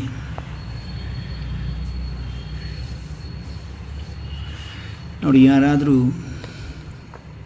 ಸತ್ತೋದ್ರು ಅಂತ ಹೇಳ್ತಾರೆ. ಸತ್ತಿರೋದು ಶರೀರ, ಹೋಗಿರೋದು ಆತ್ಮ. ಆತ್ಮ ಎಲ್ಲಿ ಹೋಯಿತು? ಮತ್ತು ವಿಶೇಷವಾಗಿ ಸತ್ತವರ ಶರೀರದ ಅಂದರೆ ಹೆಣ ಅಂತ ಕರಿತೀವಿ, ಹೆಣದ ಹಿಂದುಗಡೆ ತಲೆಯ ಭಾಗದಲ್ಲಿ ದೀಪವನ್ನು ಹಚ್ಚಿಡ್ತಾರೆ. ಆ ಜಾಗದಲ್ಲಿ 13 ದಿನ ದೀಪವನ್ನು ಹಚ್ಚಿಡ್ತಾರೆ. ಇದು ಬಹಳ ಕಾಲದಿಂದ ಸಂಪ್ರದಾಯ ಮಾಡ್ತಾ ಬಂದಿದ್ದಾರೆ. ಯಾಕೆಂದರೆ ಆತ್ಮ ಜ್ಯೋತಿ ಈ ಶರೀರದಲ್ಲಿ ಪಾತ್ರವನ್ನು ಅಭಿನಯಿಸ್ಲಿಕ್ಕೆ ಬಂದಿದೆ. ನಾನು ನೋಡಿ ಹೇಳ್ತಾರಲ್ವ, ಅಲ್ಲಿದೆ ನಮ್ಮ ಮನೆ, ಇಲ್ಲಿಗೆ ಬಂದೆ ಸುಮ್ಮನೆ ಅಂತ ಹೇಳ್ತಾರೆ. ಅಲ್ಲಿದೆ ನಮ್ಮ ಮನೆ, ಇಲ್ಲಿಗೆ ಬಂದೆ ಸುಮ್ಮನೆ ಅಂದರೆ ಮನೆ ಎಲ್ಲಿ? ಅಲ್ಲಿದೆ. ಅಲ್ಲಿ ಅಂದರೆ ಎಲ್ಲಿ? ಮೇಲಕ್ಕೆ ತೋರಿಸ್ತಾರೆ. ಎಲ್ಲಿ ಅದು? ಇಲ್ಲಿಗೆ ಬಂದೆ ಸುಮ್ಮನೆ ಪಾತ್ರವನ್ನು ಅಭಿನಯಿಸಲು. ಹಾಗಾದರೆ ಆತ್ಮವನ್ನು ಭೌತಿಕ ರೂಪದಲ್ಲಿ, ಅಭೌತಿಕ ರೂಪದಲ್ಲಿ, ಸೂಕ್ಷ್ಮ ಆಗಲಿ ಸ್ಥೂಲ ಆಗಲಿ ಯಾವುದೇ ವಸ್ತುವಿನಿಂದ ಕಟ್ ಮಾಡಲಿಕ್ಕಾಗಲ್ಲ, ಸಾಯಿಸಲಿಕ್ಕಾಗುವುದಿಲ್ಲ, ಅದನ್ನು ವಿನಾಶ ಮಾಡಲಿಕ್ಕಾಗುವುದಿಲ್ಲ. ಆತ್ಮ, ಸೋಲ್, ಸ್ಪಿರಿಟ್ ಇಮೋರ್ಟಲ್ ಆಗಿದೆ, ಶಾಶ್ವತ, ಎಂದೂ ಆರದ ನಂದಾದೀಪವಾಗಿದೆ ಆತ್ಮ. ಅರ್ಥ ಏನು? ಎಂದೂ ಆರದ ನಂದಾದೀಪ ಅಂದರೆ ಮತ್ತು ನಾವು ಸತ್ತು ಹೋಗ್ತೀವಲ್ಲ ಅಂತ ಕ್ವಶನ್ ಕೇಳ್ಬೋದು ನೀವು. ಸತ್ತು ಹೋಗೋದೇನು? ಶರೀರ ಸಾಯ್ತತೆ, ಶರೀರವನ್ನು ಸುಡ್ತಾರೆ. ಆತ್ಮ ಹೋಯಿತು, ಆತ್ಮ ಹೋಯಿತು ಅಂತ ಹೇಳ್ತಾರೆ. ಬೇರೆ ಜನ್ಮ ತಗೊಳ್ತಾರೆ ಅಂತ ಹೇಳ್ತಾರೆ. ಹಾಗಾದರೆ ಆತ್ಮ ಅವಿನಾಶಿಯಾಗಿದೆ. ಇಂಪೆರಿಷಬಲ್ ಆಗಿದೆ. ಅದನ್ನು ಯಾವುದೇ ವಸ್ತುವಿನಿಂದ ನಾವು ಕಟ್ ಮಾಡಲಿಕ್ಕಾಗಲ್ಲ, ಸುಡಲಿಕ್ಕೂ ಆಗುವುದಿಲ್ಲ, ಪ್ರಕೃತಿಯಿಂದ ಸುಡಲಿಕ್ಕೂ ಆಗುವುದಿಲ್ಲ, ಸಾಯಿಸೋದಕ್ಕೂ ಆಗುವುದಿಲ್ಲ. ಹಾಗಾದರೆ ಈ ಆತ್ಮ ಹೇಗಿದೆ? ಆಕಾರದಲ್ಲಿ ಬಿಂದು ರೂಪದಲ್ಲಿದೆ. ಬಿಂದು ರೂಪದಲ್ಲಿದೆ. ಆಟಮ್ ಅಂತ ಹೇಳ್ತೀರಲ್ವ, ಆತ್ಮ ಬಿಂದು ರೂಪದಲ್ಲಿ ಈ ನಮ್ಮ ಶರೀರದ ಭ್ರುಕುಟಿಯ ಮಧ್ಯದಲ್ಲಿ, ಹೈಪೋಥಾಲಮಸ್ ಪಿಟ್ಯುಟರಿ ಗ್ಲ್ಯಾಂಡ್ ಮಧ್ಯದಲ್ಲಿರ್ತದೆ, ಶಕ್ತಿಯನ್ನು ಒದಗಿಸ್ತಾ ಇರ್ತದೆ. ಹಾಗಾದರೆ ಈ ಶರೀರವನ್ನು ಬಿಟ್ಟಾಗ ನೋಡಿ, ಕೆಲವೊಬ್ಬರು ಸಾಯುವ ಸಮಯದಲ್ಲಿ ಕಣ್ಣುಗಳು ಓಪನ್ ಇರ್ತವೆ, ಅರ್ಥಾತ್ ಆತ್ಮ ಕಣ್ಣುಗಳಿಂದ ಹೊರಗಡೆ ಹೋಯಿತು ಅಂತ ಅರ್ಥ ತೋರಿಸುತ್ತೆ. ಕೆಲವೊಬ್ಬರು ಬಾಯಿ ಓಪನ್ ಆಗಿರ್ತದೆ, ಆತ್ಮ ಬಾಯಿಂದ ಹೋಯಿತು ಅಂತ ಹೇಳ್ತಾರೆ. ಹಾಗೆ ಈ ನಂದಾದೀಪ ಆತ್ಮ ಜ್ಯೋತಿ ಎಂದೂ ಆರದ ನಂದಾದೀಪ ಅಂತ ಯಾಕೆ ಹೇಳಲಾಗ್ತದೆ? ದೀಪವನ್ನು ನೋಡಿ, ಸತ್ತೋದ್ಮೇಲೂ ಶರೀರ ಬಾಡಿ ಎಲ್ಲ ಸುಟ್ಟು ಹಾಕ್ತಾರೆ, ಆದರೂ ಕೂಡ 13 ದಿನ ದೀಪವನ್ನು ಹಚ್ತಾರೆ. ಆ ಜ್ಯೋತಿ ಅಂದರೆ ದೀಪ ಯಾವತ್ತೂ ಆರುವುದಿಲ್ಲ. ಅಂದರೆ ಆತ್ಮ ಇನ್ನೊಂದು ಶರೀರವನ್ನು ತೆಗೆದುಕೊಳ್ತದೆ. ಇನ್ನೊಂದು ವಿಶೇಷವಾಗಿ ಎಲ್ಲರೂ ಹೇಳ್ತಾರೆ, ಈಗಿನ ಕಲಿಯುಗದಲ್ಲಿ ಎಲ್ಲರೂ ಹೇಳ್ತಾರೆ, ಏನು ಹೇಳ್ತಾರೆ? ಶರೀರ ಪಾಪ ಪುಣ್ಯಗಳನ್ನು ಹೊತ್ಕೊಂಡು ಹೋಗ್ತದೆ. ಸತ್ಯ ಅಲ್ವಾ? ಪಾಪ ಪುಣ್ಯಗಳು, ನಾವು ಮಾಡಿರುವಂತಹ ಕರ್ಮಗಳು ನಾವು ಆತ್ಮದಲ್ಲಿ ಇವಾಗಲೇ ಹೇಳಿದಂತೆ ಮನಸ್ಸು ಸಂಕಲ್ಪಗಳ ಉತ್ಪತ್ತಿ ಮಾಡ್ತದೆ, ಬುದ್ಧಿ ನಿರ್ಣಯವನ್ನು ಮಾಡ್ತದೆ, ಸಂಸ್ಕಾರ ನಾವು ಮಾಡಿರುವಂತಹ ಕರ್ಮಗಳೆಲ್ಲ ರೆಕಾರ್ಡ್ ಆಗ್ತದೆ ಆತ್ಮದಲ್ಲಿ. ನೋಡಿ, ಇವಾಗಲೇ ಜನ್ಮ ಪಡೆದಿರುವಂತಹ ಮಗು ಹಿಂದಿನ ಜನ್ಮದ ಸಂಸ್ಕಾರ ಸ್ವಲ್ಪ ಇಮರ್ಜ್ ಆದಾಗ ಅದರ ಒಂದು ವಿವೇಕ ಬಹಳ ಚುರುಕಾಗಿ ಕೆಲಸ ಮಾಡ್ತಿರ್ತದೆ. ಇವರೆಲ್ಲ ಆಲ್ರೆಡಿ ಕಲ್ತ್ಕೊಂಡು ಬಂದಿದ್ದಾರೆ ಹಿಂದಿನ ಜನ್ಮದಲ್ಲಿ ಅಂತ ಹೇಳ್ತೀವಿ. ಇನ್ನೊಂದು ವಿಚಾರ ಮಾಡಬೇಕಂದಾಗ, ಪಾಪ ಮಾಡಿರುವಂತಹ ಆತ್ಮ ಪ್ರಾಣಿ ಪಕ್ಷಿಯಾಗಿ ಹುಡ್ತಾರೆ ಅಂತ ಹೇಳ್ತಾರೆ. ಅದು ಕಹಿ ಸತ್ಯ ಅನ್ನುವುದಕ್ಕೆ ಉದಾಹರಣೆ. ಪಾಪ ಮಾಡಿರುವಂತಹ ಆತ್ಮ ಪ್ರಾಣಿಗಳಾಗ್ಬಿಡ್ತಾರೆ, ಪಶು ಪಕ್ಷಿಗಳಾಗಿ ಹುಡ್ತಾರೆ ಅಂತ ಹೇಳ್ತಾರೆ. ಹಾಗಾದರೆ ಇಡೀ ಪ್ರಪಂಚದಲ್ಲಿ ತಾವೆಲ್ಲರೂ ನೋಡಿದಾಗ, ಇಡೀ ವಿಶ್ವದಾದ್ಯಂತ ನೋಡಿದಾಗ ಯಾರು ಪಾಪ ಮಾಡದೇ ಇರುವಂಥ ಆತ್ಮ ಇದ್ದಾರೆ ಹೇಳಿ? ಎಲ್ಲರೂ ಪಾಪ ಮಾಡಿರುವಂತಹ ಆತ್ಮಗಳೇ ಆಗಿದ್ದರೆ ಮತ್ತೆ ಮನುಷ್ಯರಾಗಿ ಹುಟ್ಟಬೇಕಾಗ್ತಿರ್ಲಿಲ್ಲ. ಎಷ್ಟು ಜನಸಂಖ್ಯೆ ನೋಡಿ, ಎಷ್ಟು ಪಾಪ್ಯುಲೇಷನ್ ಜಾಸ್ತಿ ಆಗ್ತಾ ಇದೆ. 800 ಕೋಟಿ ಆತ್ಮ ವಿಶ್ವದಾದ್ಯಂತ. ಅದರ ಅರ್ಥ ಆತ್ಮಗಳು ಅಂದರೆ ಆತ್ಮರು ಮನುಷ್ಯರಾಗಿಯೇ ಹುಡ್ತಾರೆ ವಾಪಸ್ ಅನ್ನೋದಕ್ಕೆ ಇದು ಸ್ಪಷ್ಟ ಮಾಡ್ತದೆ. ಆತ್ಮರು ಯಾವತ್ತೂ ಪಶು ಪಕ್ಷಿಗಳಾಗಿ ಹುಟ್ಟುವುದಿಲ್ಲ. ಪಾಪ ಮಾಡಲಿ ಪುಣ್ಯ ಮಾಡಲಿ, ಯಾವುದೇ ಕರ್ಮ ಮಾಡಿದರೂ ಕೂಡ ಮತ್ತೆ ಮರಳಿ ಮನುಷ್ಯ ಜನ್ಮವನ್ನೇ ಪಡೆಯುತ್ತೆ ಅನ್ನೋದಕ್ಕೆ ಇನ್ನೊಂದು ಸ್ಪಷ್ಟವಾದ ಉದಾಹರಣೆ ಬಂದುಬಿಟ್ಟು, ಈಗ ತಾವು ಮಾವಿನ ಗೊರಟೆಯನ್ನು ಅಂದರೆ ಮಾವಿನ ಬೀಜವನ್ನು ನೀವು ಬಿತ್ತುತ್ತೀರಿ, ಹಾಕಿದ ಮೇಲೆ ಆ ಮಾವಿನ ಬೀಜ ತಮಗೆ ಬೇರೆ ಹಣ್ಣನ್ನು ಕೊಡ್ತದ? ಚಿಕ್ಕು ಹಣ್ಣನ್ನು ಕೊಡ್ತದ? ಮಾವಿನ ಬೀಜ ಬಿತ್ತಿದಂತೆ ಫಲ. ಈಗ ಜೋಳವನ್ನು ಬಿತ್ತಿದರೆ ಜೋಳವೇ ಬರ್ತದೆ, ಗೋಧಿಯನ್ನು ಬಿತ್ತಿದರೆ ಬೀಜವನ್ನು ಹಾಕಿದರೆ ಗೋಧಿನೇ ಬರ್ತದೆ, ಜೋಳ ಹಾಕಿದರೆ ಜೋಳ ಬರ್ತದೆ, ರಾಗಿ ಹಾಕಿದರೆ ರಾಗಿ ಬರ್ತದೆ, ಅಕ್ಕಿ ಹಾಕಿದರೆ ಅಕ್ಕಿ ಬರ್ತದೆ. ಹಾಗಾದರೆ ಈಗ ಮಾವಿನ ಹಣ್ಣಿನ ಗೊರಟೆಯನ್ನು ಹಾಕಿದಾಗ ಮಾವಾಗೆ ಹುಟ್ಟುತ್ತದೆ ಹೊರತು ಅದು ಯಾವುದೇ ಬೇರೆ ಹಣ್ಣಾಗಿ ಹುಟ್ಟುವುದಿಲ್ಲ. ಹಾಗೆಯೇ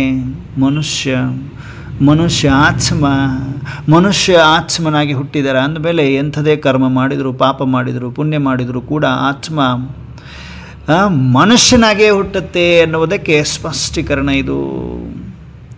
ಮನುಷ್ಯನಾಗಿ ಹುಟ್ಟಲ್ಲ, ಪಾಪ ಮಾಡಿದರೆ ಎಲ್ಲ ಪ್ರಾಣಿಗಳೇ ಆಗಿ ಹುಡ್ತಾರೆ ಅಂತ ಹೇಳ್ತಾರಲ್ಲ, ಅದು ಅಸತ್ಯ ಅನ್ನುವುದು ಎಷ್ಟು ಸ್ಪಷ್ಟವಾಗ್ತಾ ಇದೆ. ಅರ್ಥಾತ್ ಇಡೀ ವಿಶ್ವದಾದ್ಯಂತ ಪ್ರಾಣಿಗಳೇ ಇರಬೇಕಾಗ್ತಿತ್ತು. ಜನಸಂಖ್ಯೆ ಎಷ್ಟು ಆತ್ಮ ಎಲ್ಲಿಂದ ಬರ್ತಾ ಇದೆ ಗೊತ್ತಾಗ್ತಿಲ್ಲ ನಮಗೆ ಅಲ್ವಾ? ಅರ್ಥ ಸ್ಪಷ್ಟವಾಗಿದೆ ನಮಗೆ. ಮನುಷ್ಯ ಆತ್ಮಗಳು ಯಾವತ್ತೂ ಪ್ರಾಣಿಗಳಾಗಿ ಹುಟ್ಟುವುದಿಲ್ಲ. ಬೀಜ ಎಂಥದಿದೆ ಅದರ ತಕ್ಕ ಹಾಗೆ ಫಲ ಬರ್ತದೆ. ಯಾವ ಬೀಜ ಹಾಕ್ತೀವಿ ಅದೇ ಬೀಜದ ಫಲ ಬರ್ತದೆ ಎನ್ನುವುದು ಸ್ಪಷ್ಟವಾಗ್ತದೆ. ಎಲ್ರಿಗೂ ಅರ್ಥ ಆಗ್ತಿದೆ ಅಲ್ವಾ? ಎಲ್ಲರೂ ಜಾಗೃತ ಅವಸ್ಥೆಯಲ್ಲಿ ಇದ್ದೀರಲ್ವಾ? ಅಟೆನ್ಷನ್ ಎಲ್ರಿಗೂ ಇದೆಯಲ್ವಾ? ಪರಮಾತ್ಮ ಹಿಡಿದಿಟ್ಟು ಕೂರಿಸಿದ್ದಾರೆ ನಿಮ್ಮನ್ನು. ಅಂದರೆ ನೀವು ಪುಣ್ಯಾತ್ಮರಿದ್ದೀರಿ. ಇಡೀ ಪ್ರಪಂಚದಲ್ಲಿ ಆಯ್ಕೆ ಮಾಡಿಕೊಂಡಿರುವಂತಹ ಪರಮಾತ್ಮನ ದೃಷ್ಟಿ ನಿಮ್ಮ ಮೇಲೆ ಬಿದ್ದಿರುವ ಕಾರಣ ಈ ಜ್ಞಾನ ನಿಮಗೆ ಕೊಡ್ತಾ ಇದ್ದಾರೆ ಪರಮಾತ್ಮ ಮನುಷ್ಯರ ಮುಖಾಂತರ. ನಿಮಗೆ ಈ ಜ್ಞಾನ ಪ್ರದಾನವಾಗ್ತದೆ ಡೈರೆಕ್ಟ್ ಪರಮಾತ್ಮನಿಂದ. ಒಬ್ಬ ಇನ್ಸ್ಟ್ರುಮೆಂಟ್ ನಿಮಗೆ ಆ ಜ್ಞಾನವನ್ನು ತಿಳಿಸ್ಕೊಡ್ತಾರೆ. ನಾನಾತ್ಮ, ನಾನು ಕೂಡ ಭಲೆ ನನ್ನ ಹೆಸರು ಗಂಗಾಧರ್, ಆದರೆ ನಾನು ಒಂದು ಆತ್ಮ, ಪರಮಾತ್ಮನ ಸೇವಾದಾರಿ. ಪರಮಾತ್ಮ ನನ್ನನ್ನು ನಿಮಿತ್ತ ಮಾಡಿ ತಮಗೆ ಜ್ಞಾನವನ್ನು ಹೇಳಿಸ್ಕೊಡ್ತಾ ಇದ್ದಾರೆ. ಅರ್ಥಾತ್ ಹೇಳಿಸುವಂಥವನು ಅವನು ಪರಮಾತ್ಮ. ನಾನು ಬರೀ ನಿಮಿತ್ತ ಮಾತ್ರ, ಮೈಕ್ ಇದ್ದ ಹಾಗೆ ನಾನು ಆತ್ಮ ಮೈಕ್ ಅಷ್ಟೇ. ಅವ್ರು ಯೂಸ್ ಮಾಡ್ಕೊಳ್ತಾ ಇದ್ದಾರೆ, ಅವ್ರು ಹೇಳ್ತಾ ಇದ್ದಾರೆ ಜ್ಞಾನವನ್ನು. ಯಾಕಂದರೆ ಕೋಟಿಯಲ್ಲಿ ಕೆಲವರು ಮಾತ್ರ ಪರಮಾತ್ಮನ ಜ್ಞಾನವನ್ನು ಕೇಳಲಿಕ್ಕೆ ಕೂತ್ಕೊಳ್ತಾರೆ ಇಷ್ಟಪಟ್ಟು. ಜ್ಯೋತಿ ಆತ್ಮಕ್ಕೆ ಯಾವುದೇ ಜಾತಿ ಇಲ್ಲ. ಆತ್ಮಕ್ಕೆ ಜಾತಿ ಇಲ್ಲ, ಜ್ಯೋತಿ ಬಿಂದುವಿಗೆ ಜಾತಿ ಇಲ್ಲ. ಇದನ್ನು ನಾಶ ಮಾಡಲಿಕ್ಕೆ ಸಾಧ್ಯವಿಲ್ಲ. ಭಾಷಾ ಭೇದವಿಲ್ಲ, ಇದಕ್ಕೆ ಲಿಂಗ ಭೇದವಿಲ್ಲ. ಅದೊಂದು ವಿಚಿತ್ರವಾದ ಪರಮಾತ್ಮ ಕೊಡುವಂಥ ಜ್ಞಾನ ಏನಪ್ಪ ಅಂದರೆ, ಆತ್ಮಕ್ಕೆ ಲಿಂಗ ಭೇದವಿಲ್ಲ, ಪುರುಷ ಸ್ತ್ರೀ ಎನ್ನುವಂತಹ ಭೇದವಿಲ್ಲ. ನಾವು ಶರೀರವನ್ನು ತಗೊಳ್ತೀವಿ, ಪಾತ್ರವನ್ನು ಅಭಿನಯಿಸ್ತೀವಿ. ಭಲೆ ಪಾತ್ರವನ್ನು ಅಭಿನಯಿಸುವ ಸಮಯದಲ್ಲಿ ಸ್ತ್ರೀ ಪುರುಷ ಅಂತ ಇರ್ತದೆ. ಆದರೆ ಆತ್ಮ ಹೋಗುವಾಗ ಆತ್ಮ ಅದಕ್ಕೆ ಲಿಂಗ ಭೇದವಿಲ್ಲ ಅಂತ ಪರಮಾತ್ಮ ಸ್ಪಷ್ಟ ಮಾಡಿದ್ದಾರೆ. ಎಲ್ರಿಗೂ ಅರ್ಥ ಆಗಿದೆ ನಾನು ಅಂದರೆ ಏನು, ನನ್ನದು ಅಂದರೆ ಏನು. ಮಾನವ ಶರೀರ 5 ತತ್ವಗಳಿಂದ ಮಾಡಲ್ಪಟ್ಟಿದೆ. ನೆಲ, ಜಲ, ಅನಿಲ, ಆಕಾಶ, ಪ್ರಕಾಶ.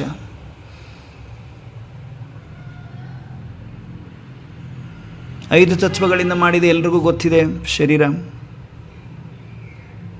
ಇದನ್ನು ನಡೆಸುವಂಥದ್ದು ನಾನು ಆತ್ಮ ಆಗಿದ್ದೇನೆ ಅಂತ ಕನ್ಫರ್ಮ್ ಆಯಿತು, ನಮ್ಮೆಲ್ರಿಗೂ ಸ್ಪಷ್ಟ ಆಯಿತು. ಈ 5 ತತ್ವಗಳಿಂದ ಮಾಡಿರುವಂತಹ ಶರೀರವನ್ನು ನಡೆಸಲಿಕ್ಕೆ 6ನೇ ತತ್ವದಿಂದ ಜ್ಯೋತಿರ್ಬಿಂದು ಸ್ವರೂಪದಲ್ಲಿ ನಾನು ಆತ್ಮ ಬಂದು ಈ ಶರೀರವನ್ನು ನಾನು ನಡೆಸ್ತೇನೆ. ಸತ್ಯ ಇದು, ನಾವು ತಿಳ್ಕೊಬೇಕಾಗಿರುವಂಥದ್ದು. ಈ ಆತ್ಮ ಏನು ಮಾಡ್ತದೆ? ಇದೊಂದು ಕ್ರಿಯಾಶೀಲ ಶಕ್ತಿ. ಕರ್ಮ ಇಂದ್ರಿಯಗಳು, ಜಿತೇಂದ್ರಿಯಗಳು, ಜ್ಞಾನೇಂದ್ರಿಯಗಳಿಗೆ ಒಂದು ಶಕ್ತಿಯನ್ನು ಒದಗಿಸಿಕೊಡುವಂಥದ್ದು. ಅಂದರೆ ಕ್ರಿಯಾಶೀಲ ಶಕ್ತಿ. ನಾನು ಆತ್ಮ, ಸೋಲ್, ಸ್ಪಿರಿಟ್ ಅಂತ ಹೇಳ್ತೀವಿ, ಆತ್ಮ ಅಂತ ಹೇಳ್ತೀವಿ ಅಲ್ವಾ? ಎಲ್ರಿಗೂ ಅರ್ಥ ಆಗ್ತಾ ಇದೆ ಅಲ್ವಾ?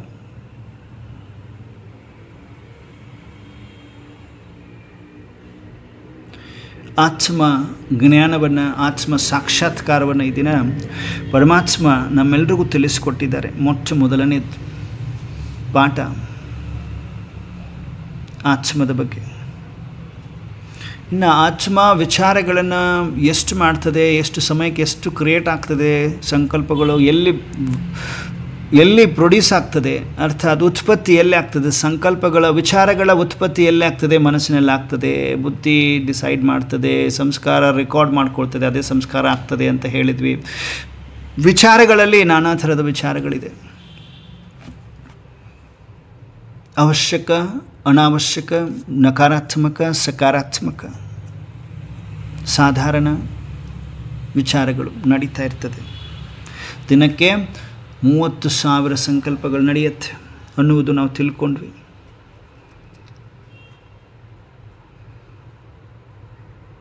ನಾಲ್ಕು ಸಬ್ಜೆಕ್ಟ್ಗಳಿದೆ ಈ ಒಂದು ಸಹಜ ರಾಜಯೋಗದ ಟಾಪಿಕಲ್ಲಿ. 4 ಸಬ್ಜೆಕ್ಟ್ಗಳಿದೆ ಅಂತ ತಿಳ್ಕೊಂಡ್ವಿ. ಆ 4 ಸಬ್ಜೆಕ್ಟ್ಗಳು ಡೈರೆಕ್ಟ್ ಪರಮಾತ್ಮ ಈಶ್ವರ ನಮಗೆ ಪ್ರಾಪ್ತಿ ಮಾಡಿದ್ದಾರೆ, ಅರ್ಥಾತ್ ಹೇಳ್ಕೊಡ್ತಾರೆ. ಆ 4 ಸಬ್ಜೆಕ್ಟ್ಗಳು ಬಂದ್ಬಿಟ್ಟು ಜ್ಞಾನ ಅಂದರೆ ಈಶ್ವರೀಯ ಜ್ಞಾನ, ಯೋಗ ಅಂದರೆ ಕನೆಕ್ಟ್, ಯಾರ ಜೊತೆ ಕನೆಕ್ಟ್ ಮಾಡ್ಕೋಬೇಕು. ಮೊದಲನೇ ಗೀತೆಯ ಮೊದಲನೇ ಶ್ಲೋಕ ತಾವೆಲ್ಲರೂ ಕೇಳಿರ್ತೀರಿ, ಮನ್ಮನಾಭವ ಅಂದರೆ ಹೇಗೆ ಮನಸ್ಸನ್ನು ಅವರೊಂದಿಗೆ ತೊಡಗಿಸುವಂಥದ್ದು. ಯಾರೊಂದಿಗೆ? ಪರಮಾತ್ಮನೊಂದಿಗೆ. ಹಾಗಾದರೆ ನನ್ನ ಆತ್ಮನಿಗೆ ಒಬ್ಬ ತಂದೆ ಇದ್ದಾರೆ, ನಾನು ಎಲ್ಲಿಂದ ಬಂದಿದ್ದೀನಿ? ಅಲ್ಲೇ ಇದ್ದಾರೆ. ನಾನು ಎಲ್ಲಿಂದ ಬಂದಿದ್ದೀನಿ? ನಾನು ಪರಮಧಾಮದಿಂದ ಬಂದಿದ್ದೇನೆ. ಬ್ರಹ್ಮಲೋಕ ಅಂತ ಹೇಳ್ತಾರೆ, 6ನೇ ತತ್ವ ಅಂತ ಹೇಳ್ತಾರೆ, ಬ್ರಹ್ಮಾಂಡ ಅಂತ ಹೇಳ್ತೇವೆ, ಪರಮಧಾಮ ಅಂತ ಹೇಳ್ತೇವೆ, ಪರಮಧಾಮ ನಿರ್ವಾಣಧಾಮ ಅಂತ ಹೇಳ್ತೇವೆ, ಶಾಂತಿಧಾಮ ಅಂತ ಹೇಳ್ತೇವೆ, ಪರಮಧಾಮ. ನೋಡಿ, ನಾನು ಆತ್ಮ, ನೀನು ಆತ್ಮ, ನಮ್ಮ ತಂದೆ ಪರಮಾತ್ಮ, ಪರಂಧಾಮವೇ ನಮ್ಮ ನಿಜ ಮನೆಯೂ ಆಗಿದೆ, ಜ್ಯೋತಿಯ ಬಿಂದು ನಮ್ಮ ರೂಪ ಅಂತ ಹೇಳ್ತೀವಿ. ಎಲ್ಲರೂ ಕೇಳಿದ್ರೆ ತಾನೆ, ನಾನು ಆತ್ಮ, ನೀನು ಆತ್ಮ, ನಮ್ಮ ತಂದೆ ಪರಮಾತ್ಮ, ಪರಂಧಾಮವೇ ನಮ್ಮ ನಿಜ ಮನೆಯೂ ಆಗಿದೆ, ಜ್ಯೋತಿಯ ಬಿಂದು ನಮ್ಮ ರೂಪ ಅಂತ ಹೇಳ್ತೀವಿ. ಹಾಗಾದರೆ ನಾನು ಆತ್ಮನಿಗೆ ಒಬ್ಬ ತಂದೆ ಇದ್ದಾರೆ, ಅವರು ನನ್ನ ಹಾಗೆ ಇದ್ದಾರೆ, ಅವರು ಜ್ಯೋತಿ ಸ್ವರೂಪದಲ್ಲಿದ್ದಾರೆ ಅನ್ನೋದನ್ನು ನಾವು ನೆಕ್ಸ್ಟ್ ಡೇ ನೋಡೋಣ. ಅಂದರೆ ಈಗ ಈ ದಿನ ನಾವು ನೋಡಿರುವುದು ಓನ್ಲಿ ಆತ್ಮ, ನಾನು ಯಾರು ಎಂಬುದನ್ನು ತಿಳಿದುಕೊಂಡಿದ್ದೇನೆ. ಜೊತೆಗೆ ನಾನು ಯಾರು ಎಂಬುದನ್ನು ತಿಳಿದುಕೊಂಡಾಗಲೇ ಆತ್ಮ ಅನುಭೂತಿ ಆಗ್ತದೆ, ಪ್ರಾಕ್ಟಿಕಲ್ ಅನುಭೂತಿ ಆಗ್ತದೆ. ಅನುಭೂತಿ ಹೇಗೆ ಮಾಡಬೇಕು? ರಾಜಯೋಗ ಅಂದರೆ ಏನು, ಏನನ್ನು ಯಾರ ಜೊತೆ ಹೇಗೆ ಕನೆಕ್ಟ್ ಮಾಡ್ಕೋಬೇಕು, ಶಕ್ತಿ ಎಲ್ಲಿಂದ ಬರ್ತದೆ ನನ್ನ ಆತ್ಮದಲ್ಲಿ, ಚೈತನ್ಯತೆ ಎಲ್ಲಿಂದ ಬರ್ತದೆ ನನ್ನ ಆತ್ಮದಲ್ಲಿ, ಆ ಒಂದು ಶಕ್ತಿ ಯಾವುದು, ಆ ಒಂದು ಶಕ್ತಿಯ ಜೊತೆಗೆ ನಾವು ಕನೆಕ್ಟ್ ಆದಾಗ ನನ್ನ ಆತ್ಮ ಚಾರ್ಜ್ ಆಗ್ತದೆ, ಅದು ಹೇಗೆ? ಅದೇ ಸಹಜ ರಾಜಯೋಗ. ಮುಂದೆ ಹೋಗ್ತಾ ಹೋಗ್ತಾ ನಾವಿನ್ನೂ ಆಳದಲ್ಲಿ ಹೋಗೋಣ. ಪ್ರಾಕ್ಟಿಕಲ್ ಸಹಜ ರಾಜಯೋಗ ಹೇಗೆ ಮಾಡಬೇಕು ಅನ್ನುವುದನ್ನು ನಾವು ತಿಳಿದುಕೊಳ್ಳೋಣ. ಆತ್ಮ ಅನುಭೂತಿಯನ್ನು ಪ್ರಾಕ್ಟಿಕಲ್ ಮಾಡೋಣ, ಈಶ್ವರ ಅನುಭೂತಿಯನ್ನು ಪ್ರಾಕ್ಟಿಕಲ್ ಆಗಿ ಮಾಡೋಣ. ಮಾಡುವಂಥ ಇಡೀ 7 ದಿನದಲ್ಲಿ ನಾವೆಲ್ಲ ಇವೆಲ್ಲದರ ಬಗ್ಗೆ ತಿಳ್ಕೊಳ್ತೇವೆ. ಸೃಷ್ಟಿಚಕ್ರ ಅಂದರೆ ಏನು, ಆತ್ಮ ಆಯಿತು, ಪರಮಾತ್ಮ ಅಂದರೆ ಯಾರು, ಎಲ್ಲಿರ್ತಾರೆ, ಹೇಗಿರ್ತಾರೆ, ಯಾವಾಗ ಬರ್ತಾರೆ ಭೂಮಿ ಮೇಲೆ, 3 ಕಾಲ, ತ್ರಿಕಾಲ ಅಂದರೆ ಯಾವುದು, ತ್ರಿಕಾಲ ಜ್ಞಾನ ಅಂದರೆ ಯಾವುದು, 3 ಕಾಲ ಜ್ಞಾನಿ ಅಂತ ಹೇಳ್ತಾರೆ, ತ್ರಿಕಾಲ ಜ್ಞಾನಿ ಅದು ಯಾವುದು, ಅದನ್ನೇ ನಮಗೆ ತಿಳಿಸ್ಕೊಡಲಿದ್ದಾರೆ ಪರಮಾತ್ಮ ಈ ಒಂದು ಕೋರ್ಸಲ್ಲಿ. ತ್ರಿಕಾಲ ಜ್ಞಾನಿ ಆಗೋರಿದ್ದೇವೆ, ತ್ರಿಕಾಲದರ್ಶಿಗಳಾಗೋರಿದ್ದೇವೆ. ತ್ರಿಕಾಲದರ್ಶಿ, 3 ಕಾಲವನ್ನು ದರ್ಶನ ಮಾಡುವ ತಾಕತ್ತು ನಮ್ಮಲ್ಲಿ ಬರೋದಿದೆ. ತ್ರಿಕಾಲದರ್ಶಿ, ತ್ರಿಲೋಕಿ ನಾಥರಾಗೋರಿದ್ದೇವೆ. ಅರ್ಥಾತ್ 3 ಲೋಕವನ್ನು ನೋಡುವಂಥವರಿದ್ದೇವೆ. 3 ಲೋಕ ಯಾವುದು ಅನ್ನೋದನ್ನು ತಿಳ್ಕೊಳ್ಳುವಂತಹ ಸಮಯ ಬರ್ತದೆ. 7 ದಿನದಲ್ಲಿ ಇವೆಲ್ಲವನ್ನು ಕಲಿತೀವಿ ನಾವು. ಆತ್ಮ, ಪರಮಾತ್ಮ, ಆತ್ಮನಲ್ಲಿ ಏನೇನೆಲ್ಲ ಶಕ್ತಿಗಳಿದೆ ಅದನ್ನು ನಾವು ತಿಳ್ಕೊಂಡ್ವಿ.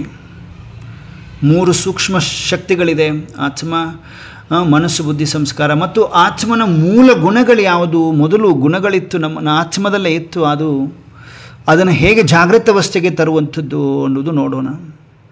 ಆತ್ಮದಲ್ಲಿ 7 ಗುಣಗಳಿದೆ: ಜ್ಞಾನ, ಪವಿತ್ರತೆ, ಸುಖ, ಶಾಂತಿ, ಪ್ರೇಮ, ಆನಂದ, ಶಕ್ತಿ.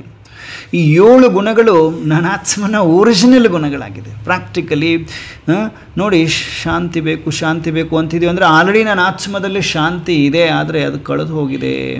ಅದನ್ನು ವಾಪಸ್ ಮರಳಿ ಹೇಗೆ ಅನುಭವ ಮಾಡಬೇಕು, ಪ್ರಾಕ್ಟಿಕಲಿ ಅನುಭವ ಮಾಡಬೇಕು. ಶಾಂತಿ ಅಂದ್ರೇನು, ಅದನ್ನು ಅನುಭವ ಮಾಡಬೇಕು. ಸುಖ, ಶಾಂತಿ, ಪ್ರೇಮ, ಆನಂದ, ಜ್ಞಾನ, ಪವಿತ್ರತೆಯ ಶಕ್ತಿ, 7 ಗುಣಗಳು, 7 ಗುಣಗಳು ನನ್ನ ಆತ್ಮದಲ್ಲಿ ಒರಿಜಿನಲ್ ಆಗಿ ಹಾಗೆ ಇದೆ. ಒರಿಜಿನಲ್ ಆಗಿ ನನ್ನ ಆತ್ಮದಲ್ಲಿ 7 ಗುಣಗಳು, 7 ಗುಣಗಳು ಇದ್ದೆ. ಆ 7 ಗುಣಗಳನ್ನು ಹೇಗೆ ಜಾಗೃತವಾಗಿ ಮಾಡಬೇಕು, ಜಾಗೃತ ಮಾಡಿದಾಗಲೇ ಸುಖ, ಶಾಂತಿ, ನೆಮ್ಮದಿ, ಎಲ್ಲ ಸ್ಟ್ರೆಸ್, ಎಲ್ಲ ಆಂಗ್ಸೈಟಿ, ಟೆನ್ಷನ್ಸಿಂದ ತಾವೆಲ್ಲರೂ ಹೊರಗಡೆ ಬರ್ಬೋದು, ಪ್ರಾಕ್ಟಿಕಲ್ ಜೀವನದಲ್ಲಿ ಬರ್ಬೋದು. ಸಹಜ ರಾಜಯೋಗದಿಂದ ಮೆಡಿಟೇಷನ್ ಅನುಭವ ಮಾಡುವುದರಿಂದ ಎಲ್ಲ ಟೆನ್ಷನ್ಸ್, BP, ಹೈಪರ್ ಟೆನ್ಷನ್ಸ್ ಎಲ್ಲದರಿಂದ ನಾವು ಬಿಡುಗಡೆಯನ್ನು ಹೊಂದಬಹುದು. ಪ್ರಾಕ್ಟಿಕಲ್ ಜೀವನದಲ್ಲಿ ಇಲ್ಲೇ ಮಾಡಬಹುದು. ಅದಕ್ಕೆ ಸಹಜ ರಾಜಯೋಗ ಕುಂತಲ್ಲೇ ಮಾಡಬಹುದು, ಯಾವುದೇ ತರಹದ ಫೀಸ್ ಇಲ್ಲ, ಎಲ್ಲ ಕುಳಿತಲ್ಲೇ ಮಾಡಬಹುದು. ಅರಿತುಕೊಂಡು ಮಾಡಬೇಕು. ಜ್ಞಾನ ಅಗ್ನಿ ನಮಗೆ ಸಿಗ್ತಾ ಇದೆ ಈಗ ಆತ್ಮಕ್ಕೆ. ಜ್ಞಾನಾಗ್ನಿಯನ್ನು ಡೈರೆಕ್ಟ್ ಪರಮಾತ್ಮ ಹೇಳ್ಕೊಡ್ತಾ ಇದ್ದಾರೆ ಅನ್ನೋದು ತಿಳ್ಕೊಂಡಿದ್ದೀವಿ.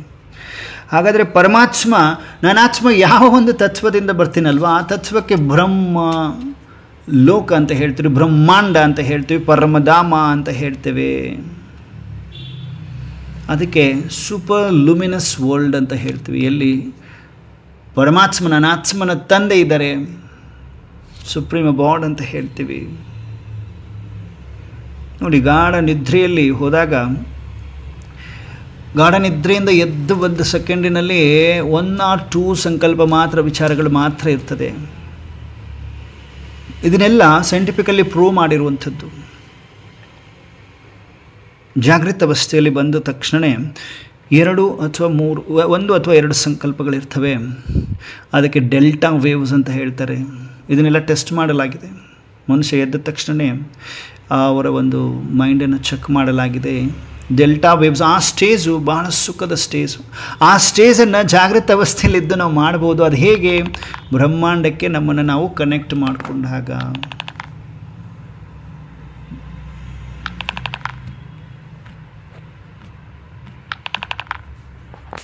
ಬ್ರಹ್ಮಾಂಡಕ್ಕೆ ಸ್ವಯಂ ನಾನು ಆತ್ಮನನ್ನು ನನ್ನ ಮೂಲ ಮನೆಗೆ ಪರಮಾತ್ಮನ ಜೊತೆಗೆ ಕನೆಕ್ಟ್ ಮಾಡಿಕೊಂಡಾಗ ಸಾಧ್ಯ ಆಗ್ತದೆ.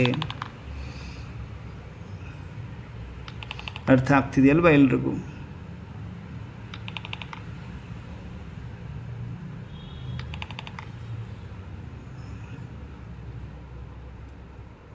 ಬ್ರಹ್ಮಾಂಡ, ಬ್ರಹ್ಮಲೋಕ, ಬ್ರಹ್ಮತತ್ವ ಅಂತ ಹೇಳ್ತೀವಿ. 6ನೇ ತತ್ವ ಅಂತ ಹೇಳ್ತೀವಿ. ನಾನಾತ್ಮ ಜ್ಯೋತಿ. ಆ ಜ್ಯೋತಿ ತತ್ವದಿಂದ ಬಂದಿರುವಂಥ ಆತ್ಮ ಈ 5 ತತ್ವಗಳಿಂದ ಮಾಡಿರುವ ಶರೀರದಲ್ಲಿ ಬಂದು ಪ್ರವಾಸ, ಅಂದರೆ ನಾನು ಪಾತ್ರವನ್ನು ಮಾಡ್ತಾ ಇದ್ದೇನೆ ಅನ್ನುವುದು ಇನ್ನೂ ಆಳವಾಗಿ ತಿಳಿದುಕೊಳ್ಳೋಣ. ಈಗ ಎಲ್ಲರೂ ಕಂಫರ್ಟಾಗಿ ಸ್ಟ್ರೇಟಾಗಿ ಕುಳಿತುಕೊಂಡು ಕೆಲ ಕ್ಷಣಗಳನ್ನು ಆತ್ಮಿಕ ಅನುಭೂತಿ, ಆತ್ಮಾನುಭೂತಿಯನ್ನು ಮಾಡುವ ಪ್ರಯಾಸ ಮಾಡೋಣ. ನೆಕ್ಸ್ಟ್ 5 minutes ಅನುಭವ ಮಾಡಿ.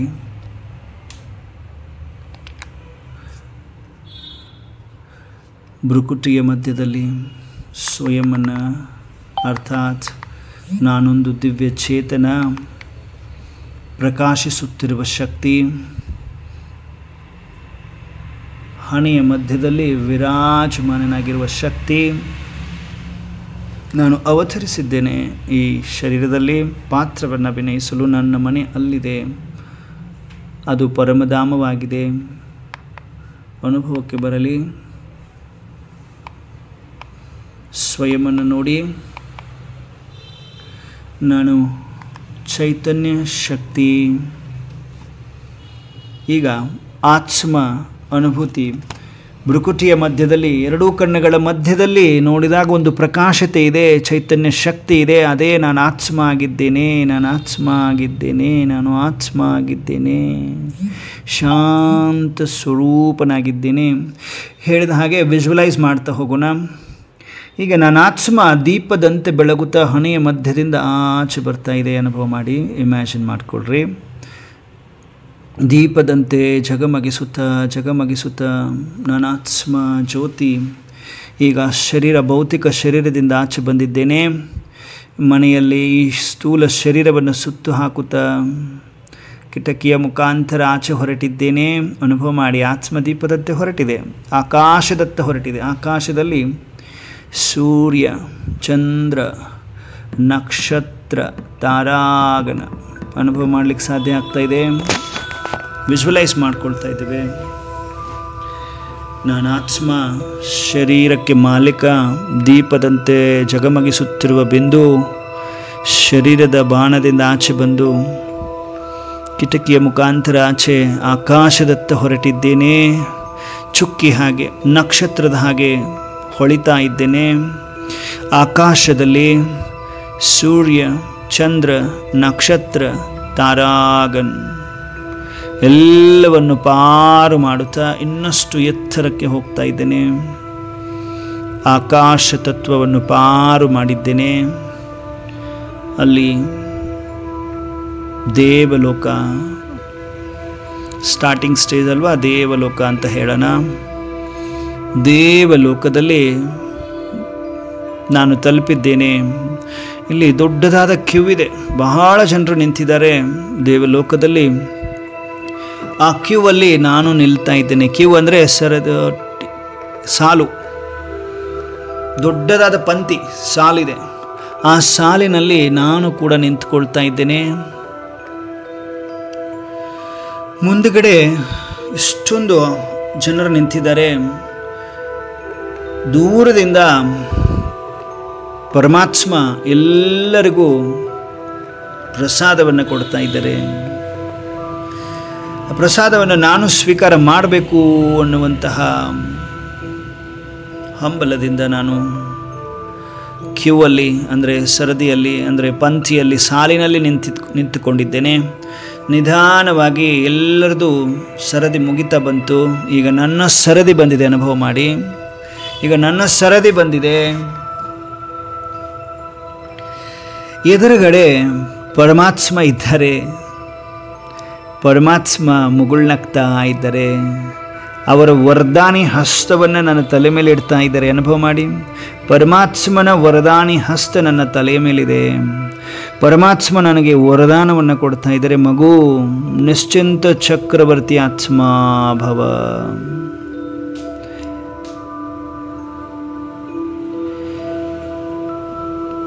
ನಿರಂತರ ಜ್ಞಾನಿ ಆತ್ಮ ಭವ. ನಿರೋಗಿ ಆತ್ಮ ಭವ. ನಿರ್ವಿಘ್ನ ಆತ್ಮ ಭವದ ವರದಾನ ಕೊಡ್ತಾ ಈಗ ಪರಮಾತ್ಮ ನಮ್ಮೆಲ್ರಿಗೂ ಕೈ ಮುಂದೆ ಚಾಚಲಿಕ್ಕೆ ಹೇಳ್ತಾ ಇದ್ದಾರೆ. ತಾವೆಲ್ಲರೂ ಕೈ ಚಾಚ್ತಾ ಇದ್ದೀವಿ. ಅನುಭವ ಮಾಡಿ. ಪರಮಾತ್ಮನ ಮುಂದೆ ಕೈ ಚಾಚಿದ್ವಿ. ಪರಮಾತ್ಮ ಮುಗುಳು ನಗ್ತಾ ನನ್ನ ಕೈಯಲ್ಲಿ ಒಂದು ಆ್ಯಪಲ್ ಹಣ್ಣನ್ನು ಇಡ್ತಾ ಇದ್ದಾರೆ, ಸೇಬು ಹಣ್ಣನ್ನು ಇಡ್ತಾ ಇದ್ದಾರೆ. ಪರಮಾತ್ಮ ಕೈಯಿಂದ ಆ್ಯಪಲ್ ಹಣ್ಣು ನನ್ನ ಕೈಗೆ ತಲುಪುವಷ್ಟರಲ್ಲಿ ಕೈ ಜಾರಿ ಕೆಳಗಡೆ ಬೀಳ್ತಾ ಇದೆ.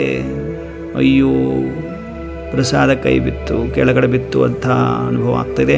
ಬಟ್ ಎಲ್ಲರೂ ಹಿಂದುಗಡೆ ಇದ್ದಂಥವರು ನಮ್ಮೆಲ್ರಿಗೂ ನಮ್ಮ ಸರದಿ ಮುಗಿದು ಹೋಗಿದೆ, ನೀವು ಹೋಗಿ ಅಂತ ಹೇಳ್ತಾ ಇದ್ದಾರೆ. ನಾವೆಲ್ಲರೂ ನಮಗೆ ಸ್ವಲ್ಪ ಬೇಸರವಾಗಿ ಮತ್ತೆ ಮರಳಿ ಪರಮಾತ್ಮನ ಮೇಲೆ ಪ್ರೀತಿಯನ್ನಿಟ್ಟುಕೊಂಡು ಮರಳಿ ನಾವು ಪ್ರಸಾದ ಸ್ವೀಕಾರ ಮಾಡಲೇಬೇಕು ಅಂತ ಮತ್ತೆ ಸಾಲಿನಲ್ಲಿ ನಿಂತುಕೊಳ್ತಾ ಇದ್ದೇನೆ. ಅನುಭವ ಮಾಡ್ತಾ ಇದ್ದೀವಿ. ಮತ್ತೆ ಸಾಲಿನಲ್ಲಿ ನಿಂತುಕೊಳ್ತಾ ಇದ್ದೇನೆ. ಮತ್ತೆ ನನ್ನ ಸರದಿ ಬಂದಿದೆ, ನನ್ನ ಟರ್ನ್ ಬಂದಿದೆ. ಪರಮಾತ್ಮ ಮುಗುಳ್ನಗ್ತಾ ಆ್ಯಪಲನ್ನು ನನ್ನ ಕೈಗೆ ಇಡ್ತಾ ಇದ್ದಾರೆ. ಸ್ವೀಕಾರ ಮಾಡ್ತಾ ಇದ್ದೇನೆ. ಸ್ವೀಕಾರ ಮಾಡುವ ಸಮಯದಲ್ಲಿ ಪರಮಾತ್ಮ ಹೇಳ್ತಾರೆ, ಮಗು, ಆ ಸಮಯದಲ್ಲಿ ನಿನ್ನ ಕೈಯಿಂದ ಆ ಆ್ಯಪಲ್ ಜಾರಿ ಬೀಳಲು ಕಾರಣ ನಾನೇ. ನಿನಗೆ ಇನ್ನಷ್ಟು ಸ್ವಾದಿಷ್ಟ ಹಾಗೂ ಪವರ್ಫುಲ್ ಆ್ಯಪಲ್ ಹಣ್ಣನ್ನು ಕೊಡಬೇಕು. ಆ ಹಣ್ಣು ಇನ್ನೂ ಹಣ್ಣಾಗಿರಲಿಲ್ಲ, ಅಷ್ಟು ಶಕ್ತಿಯುಕ್ತವಾಗಿರಲಿಲ್ಲ. ಹಾಗಾಗಿ ಅದು ಕೆಳಗಡೆ ಬೀಳುವಾಗ ನಾನೇ ಮಾಡಿದೆ. ನೀನು ವಿಶೇಷ ಮಗುವಾಗಿರುವ ಕಾರಣ ನಿನಗೋಸ್ಕರ ವಿಶೇಷವಾದ ಹಣ್ಣನ್ನು, ಶಕ್ತಿಭರಿತ ಹಣ್ಣನ್ನು ನಾನು ಕೊಡ್ತಾ ಇದ್ದೀನಿ ಅಂತ ಕೊಡ್ತಾ ಇದ್ದಾರೆ. ನಾವು ಸ್ವೀಕಾರ ಮಾಡ್ತಾ ಪರಮಾತ್ಮ ಧನ್ಯವಾದ ಹೇಳ್ತಾ ಇದ್ದೇವೆ. ಈಗ ಪರಮಾತ್ಮ ನಮ್ಮೆಲ್ಲರ ಹಣೆಗೆ ತಿಲಕವನ್ನು ಹಚ್ತಾ ಇದ್ದಾರೆ. ವಿಜಯ್ ಭವದ ತಿಲಕವನ್ನು ಹಚ್ತಾ ಇದ್ದಾರೆ. ತಿಲಕವನ್ನು ಪಡೆದು ಪರಮಾತ್ಮನಿಗೆ ಸತ್ಯ ಹೃದಯದಿಂದ ನಮಸ್ತೆ ಮಾಡ್ತಾ ಇದ್ದೇವೆ. ನಮಸ್ತೆ ಪರಮಾತ್ಮ, ಧನ್ಯವಾದ ಪರಮಾತ್ಮ ಅಂತ ಬಹಳಷ್ಟು ಖುಷಿಯಾಗಿ ಪರಮಾತ್ಮ ಕೊಟ್ಟ ಆ್ಯಪಲ್ ಹಣ್ಣನ್ನು ಸ್ವೀಕರಿಸಿ ದೇವಲೋಕದಿಂದ ಮರಳಿ ವಾಪಸ್ ಆಕಾಶದಲ್ಲಿ ಸೂರ್ಯಚಂದ್ರ ನಕ್ಷತ್ರ ತಾರಾಗಣವನ್ನು ನೋಡ್ತಾ ಮುಗುಳ್ನಗ್ತಾ ನಿಧಾನವಾಗಿ ನಾನಾತ್ಮ ಆಕಾಶದಿಂದ ಕೆಳಗಡೆ ಸ್ಥೂಲ ಮನೆಯ ಹತ್ತಿರ ಬಂದಿದ್ದೇನೆ. ಮನೆಯ ಒಳಗಡೆ ಕಿಟಕಿ ಮುಖಾಂತರ ಬಂದಿದ್ದೇನೆ. ನನ್ನ ಭೌತಿಕ ಶರೀರ, ಸ್ಥೂಲ ಶರೀರವನ್ನು ನೋಡ್ತಾ ಇದ್ದೇನೆ, ಮುಗುಳ್ನಗ್ತಾ ಇದ್ದೇನೆ. ನಾನು ಆತ್ಮ ಜ್ಯೋತಿ. ಈಗ ನಾನು ಹಣೆಯ ಮಧ್ಯದಲ್ಲಿ ಬಂದು ವಿರಾಜಮಾನನಾಗ್ತಾ ಇದ್ದೇನೆ, ಅರ್ಥಾತ್ ಪ್ರವೇಶ ಮಾಡ್ತಾ ಇದ್ದೇನೆ. ಪರಮಾತ್ಮನನ್ನು ಮಿಲನ ಮಾಡಿ ಬಂದಂತಹ ಅನುಭವ, ಶಾಂತಿಯ ಅನುಭವ, ಶಾಂತಿಯ ಅನುಭವ. ನಾನು ಆತ್ಮ ಹಣೆಯ ಮಧ್ಯದಲ್ಲಿ ಪ್ರಕಾಶಿಸುತ್ತಿದ್ದೇನೆ, ಮಸ್ತಕ ಮಣಿಯಾಗಿ ಹೊಳಿತಾ ಇದ್ದೇನೆ. ಶರೀರದ ಅಂಗದಲ್ಲಿ ಪ್ರಕಾಶತೆಯ ದಿವ್ಯತೆಯ ಅನುಭವ ಮಾಡ್ತಾ ಇದ್ದೇನೆ. ದಿವ್ಯತೆಯ ಅನುಭೂತಿಯನ್ನು ಮಾಡ್ತಾ ಇದ್ದೇನೆ. ನಾನಾತ್ಮ ಚೈತನ್ಯ ಶಕ್ತಿ ಈ ಶರೀರಕ್ಕೆ ಮಾಲೀಕ. ನನಾತ್ಮ ಶಾಂತ ಸ್ವರೂಪನಾಗಿದ್ದೇನೆ, ಶಾಂತ ಸ್ವರೂಪನಾಗಿದ್ದೇನೆ, ಶಾಂತ ಸ್ವರೂಪನಾಗಿದ್ದೇನೆ, ಶಾಂತ ಸ್ವರೂಪನಾಗಿದ್ದೇನೆ, ಶಾಂತ ಸ್ವರೂಪನಾಗಿದ್ದೇನೆ. ಎರಡು ಕಣ್ಣುಗಳನ್ನ ಓಪನ್ ಮಾಡಿ ಎರಡು ಕೈಗಳನ್ನ ರಬ್ ಮಾಡ್ತಾ ಮುಖಕ್ಕೆ ಸವರ್ ಕೊಡ್ತಾ ಕಣ್ಣುಗಳನ್ನ ಓಪನ್ ಮಾಡ್ತಾ ಇದ್ದೇವೆ. ಶಾಂತಿ, ಶಾಂತಿಯ ಅನುಭೂತಿ, ಶಾಂತಿಯ ಅನುಭೂತಿ ಮಾಡ್ತಾ ಇದ್ದೇನೆ. ನಾನಾತ್ಮ. ಈ ಪಾಠ ಪಕ್ಕ ಮಾಡಿಕೊಂಡಿದ್ದೇನೆ. ನಾನೊಂದು ಆತ್ಮ, ನಾನು ಶರೀರವಲ್ಲ, ಶರೀರಕ್ಕೆ ಮಾಲೀಕ ನಾನು ಆತ್ಮ. ನನ್ನ ಆತ್ಮ ಬಿಂದು ಸ್ವರೂಪ.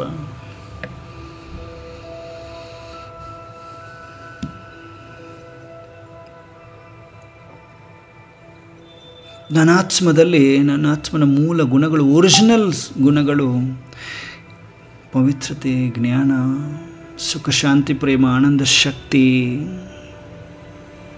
ನನ್ನ ಆತ್ಮನ ಸ್ವಧರ್ಮ ಇವೆಲ್ಲ. ಸ್ವಯಂನ ಧರ್ಮ ಜ್ಞಾನ, ಪವಿತ್ರತೆ, ಸುಖ, ಶಾಂತಿ, ಪ್ರೇಮ, ಆನಂದ, ಶಕ್ತಿ. ನನ್ನ ಆತ್ಮನನ್ನು ನೀರಿನಲ್ಲಿ ಮುಳುಗಿಸ್ಲಿಕ್ಕಾಗಲ್ಲ, ಬೆಂಕಿಯಲ್ಲಿ ಸುಡಲಿಕ್ಕಾಗುವುದಿಲ್ಲ. ನನ್ನ ಆತ್ಮನನ್ನು ಭೌತಿಕ ಶಕ್ತಿಯಿಂದ ಡಿಸ್ಟ್ರಾಯ್ ಮಾಡಲಿಕ್ಕಾಗುವುದಿಲ್ಲ. ನಾನೊಂದು ಇಮೋರ್ಟಲ್ ಆತ್ಮ ಆಗಿದ್ದೇನೆ, ಇಟರ್ನಲ್ ಆಗಿದ್ದೇನೆ, ಅವಿನಾಶಿ ಶಕ್ತಿ ಆಗಿದ್ದೇನೆ.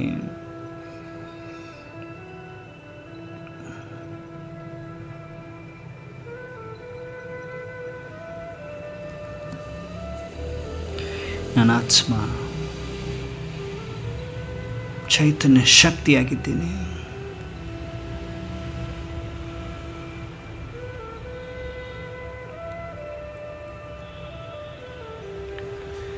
ಶಾಂತಿ ಅನುಭೂತಿ ಮಾಡ್ತಾ ಇಡೀ ಆತ್ಮ ಸಾಕ್ಷಾತ್ಕಾರದ ನಾಲೆಜ್, ಜ್ಞಾನವನ್ನು ನಾವೆಲ್ಲರೂ ಈ ದಿನ ತಿಳಿದುಕೊಂಡಿದ್ದೇವೆ. ಮತ್ತೆ ಮರಳಿ ಪರಮಾತ್ಮ ಯಾರು, ನಾನಾತ್ಮ ಎಲ್ಲಿಂದ ಬಂದೆ, ಆ ಬ್ರಹ್ಮ ತತ್ವ ಎಲ್ಲಿದೆ, ಅಲ್ಲಿ ಏನೆಲ್ಲ ಇದೆ, ನಾನಾತ್ಮ ಎಷ್ಟು ಜನ್ಮವನ್ನು ಪಡಿತೇನೆ, ನಾನಾತ್ಮ ಮತ್ತು ಕರ್ಮದ ಗುಹ್ಯ ಗತಿಯ ಬಗ್ಗೆ ಎಲ್ಲವನ್ನು ಮತ್ತೆ ಮರಳಿ ನೆಕ್ಸ್ಟ್ ದಿನ ಕೋರ್ಸ್ನಲ್ಲಿ ನಾವು ತಿಳಿದುಕೊಳ್ಳೋಣ. ಎಲ್ಲರೂ ಅರ್ಥ ಮಾಡಿಕೊಂಡಿದ್ದೀರಿ ಅಂದ್ಕೊಳ್ತೀವಿ. ಪ್ರತಿಯೊಬ್ಬರಿಗೂ ಆತ್ಮ ಅನುಭೂತಿ ಅರ್ಥಾತ್ ಆತ್ಮ ಸಾಕ್ಷಾತ್ಕಾರ ಆಗಿದೆ ಅಂದ್ಕೊಳ್ತೀವಿ. ಹೀಗೆ ಪ್ರತಿನಿತ್ಯ ಮನೆಯಲ್ಲೂ ಕೂಡ ಅಭ್ಯಾಸ ಮಾಡಿ ಸ್ವಯಂನ ಆತ್ಮ ಅಂತ ತಿಳ್ಕೊಳ್ಳಿ. ಆತ್ಮ ಅಂತ ತಿಳ್ಕೊಂಡಾಗಲೇ ಆತ್ಮದಲ್ಲಿರುವ ಎಲ್ಲ ಶಕ್ತಿಗಳು ಜಾಗೃತ ಅವಸ್ಥೆಗೆ ಬರ್ತವೆ. ಆತ್ಮದಲ್ಲೇ 3 ಸೂಕ್ಷ್ಮ ಶಕ್ತಿಗಳಿದೆ: ಮನಸ್ಸು, ಬುದ್ಧಿ, ಸಂಸ್ಕಾರ. ಆತ್ಮ ವಿನಾಶಿ, ಆತ್ಮ ಅಭೌತಿಕ, ಶರೀರ 5 ತತ್ವಗಳಿಂದ ಮಾಡಲ್ಪಟ್ಟಿದೆ. ಇವೆಲ್ಲವನ್ನು ತಿಳಿದುಕೊಂಡ್ವಿ ನಾವು. ಓಕೆ, ಮುಂಬರುವ ಕ್ಲಾಸಲ್ಲಿ ಪರಮಾತ್ಮ ಯಾರು, ಇನ್ನಿತರ ಬೇರೆ ವಿಷಯಗಳನ್ನು, ಸೃಷ್ಟಿ ಚಕ್ರ, ಅವೆಲ್ಲದರ ಬಗ್ಗೆ ನಾವು ತಿಳಿದುಕೊಳ್ಳೋಣ. ಎಲ್ಲರಿಗೂ ನಮಸ್ತೆ, ನಮಸ್ತೆ, ನಮಸ್ತೆ, ಧನ್ಯವಾದಗಳು, ನಮಸ್ತೆ. ಓಂ ಶಾಂತಿ, ಓಂ ಶಾಂತಿ. ಎಲ್ರಿಗೂ ನಮಸ್ತೆ, ಧನ್ಯವಾದಗಳು. ತಮ್ಮ ಸಮಯವನ್ನು ಕೊಟ್ಟು, ತಾವು ಅಮೂಲ್ಯವಾದ ಸಮಯ ಕೊಟ್ಟು ಕ್ಲಾಸ್ಗೆ ಜಾಯ್ನ್ ಆಗಿದ್ದೀರಿ ಅಂದರೆ ತಾವು ಪುಣ್ಯ ಆತ್ಮರು, ಶ್ರೇಷ್ಠ ಆತ್ಮರು, ಪರಮಾತ್ಮನ ಸಮೀಪದ ಮಕ್ಕಳು ಆಗಿರುವ ಕಾರಣ. ಮತ್ತು ಇನ್ನೊಂದು ಏನಂದರೆ ವಿಚಿತ್ರವಾದದ್ದು, ತಮ್ಮ ಜೀವನದಲ್ಲಿ ಯಾವುದೋ ಒಂದು ಒಳ್ಳೆಯ ಕಾರ್ಯಗಳು ಪ್ರಾರಂಭವಾಗುವ ಸಮಯ ಬಂದಿದೆ. ಹಾಗಾಗಿ ಪರಮಾತ್ಮ ಜ್ಞಾನ ಪ್ರಾಪ್ತಿಯಾಗ್ತಾ ಇದೆ ತಮ್ಮೆಲ್ರಿಗೂ. ಓಂ ಶಾಂತಿ. ಎಲ್ರಿಗೂ ಓಂ ಶಾಂತಿ. ನಮಸ್ತೆ, ನಮಸ್ತೆ. ಓಂ ಶಾಂತಿ. ಸತ್ಯಭಾಮ ಕೊರೆ. ಓಂ ಶಾಂತಿ.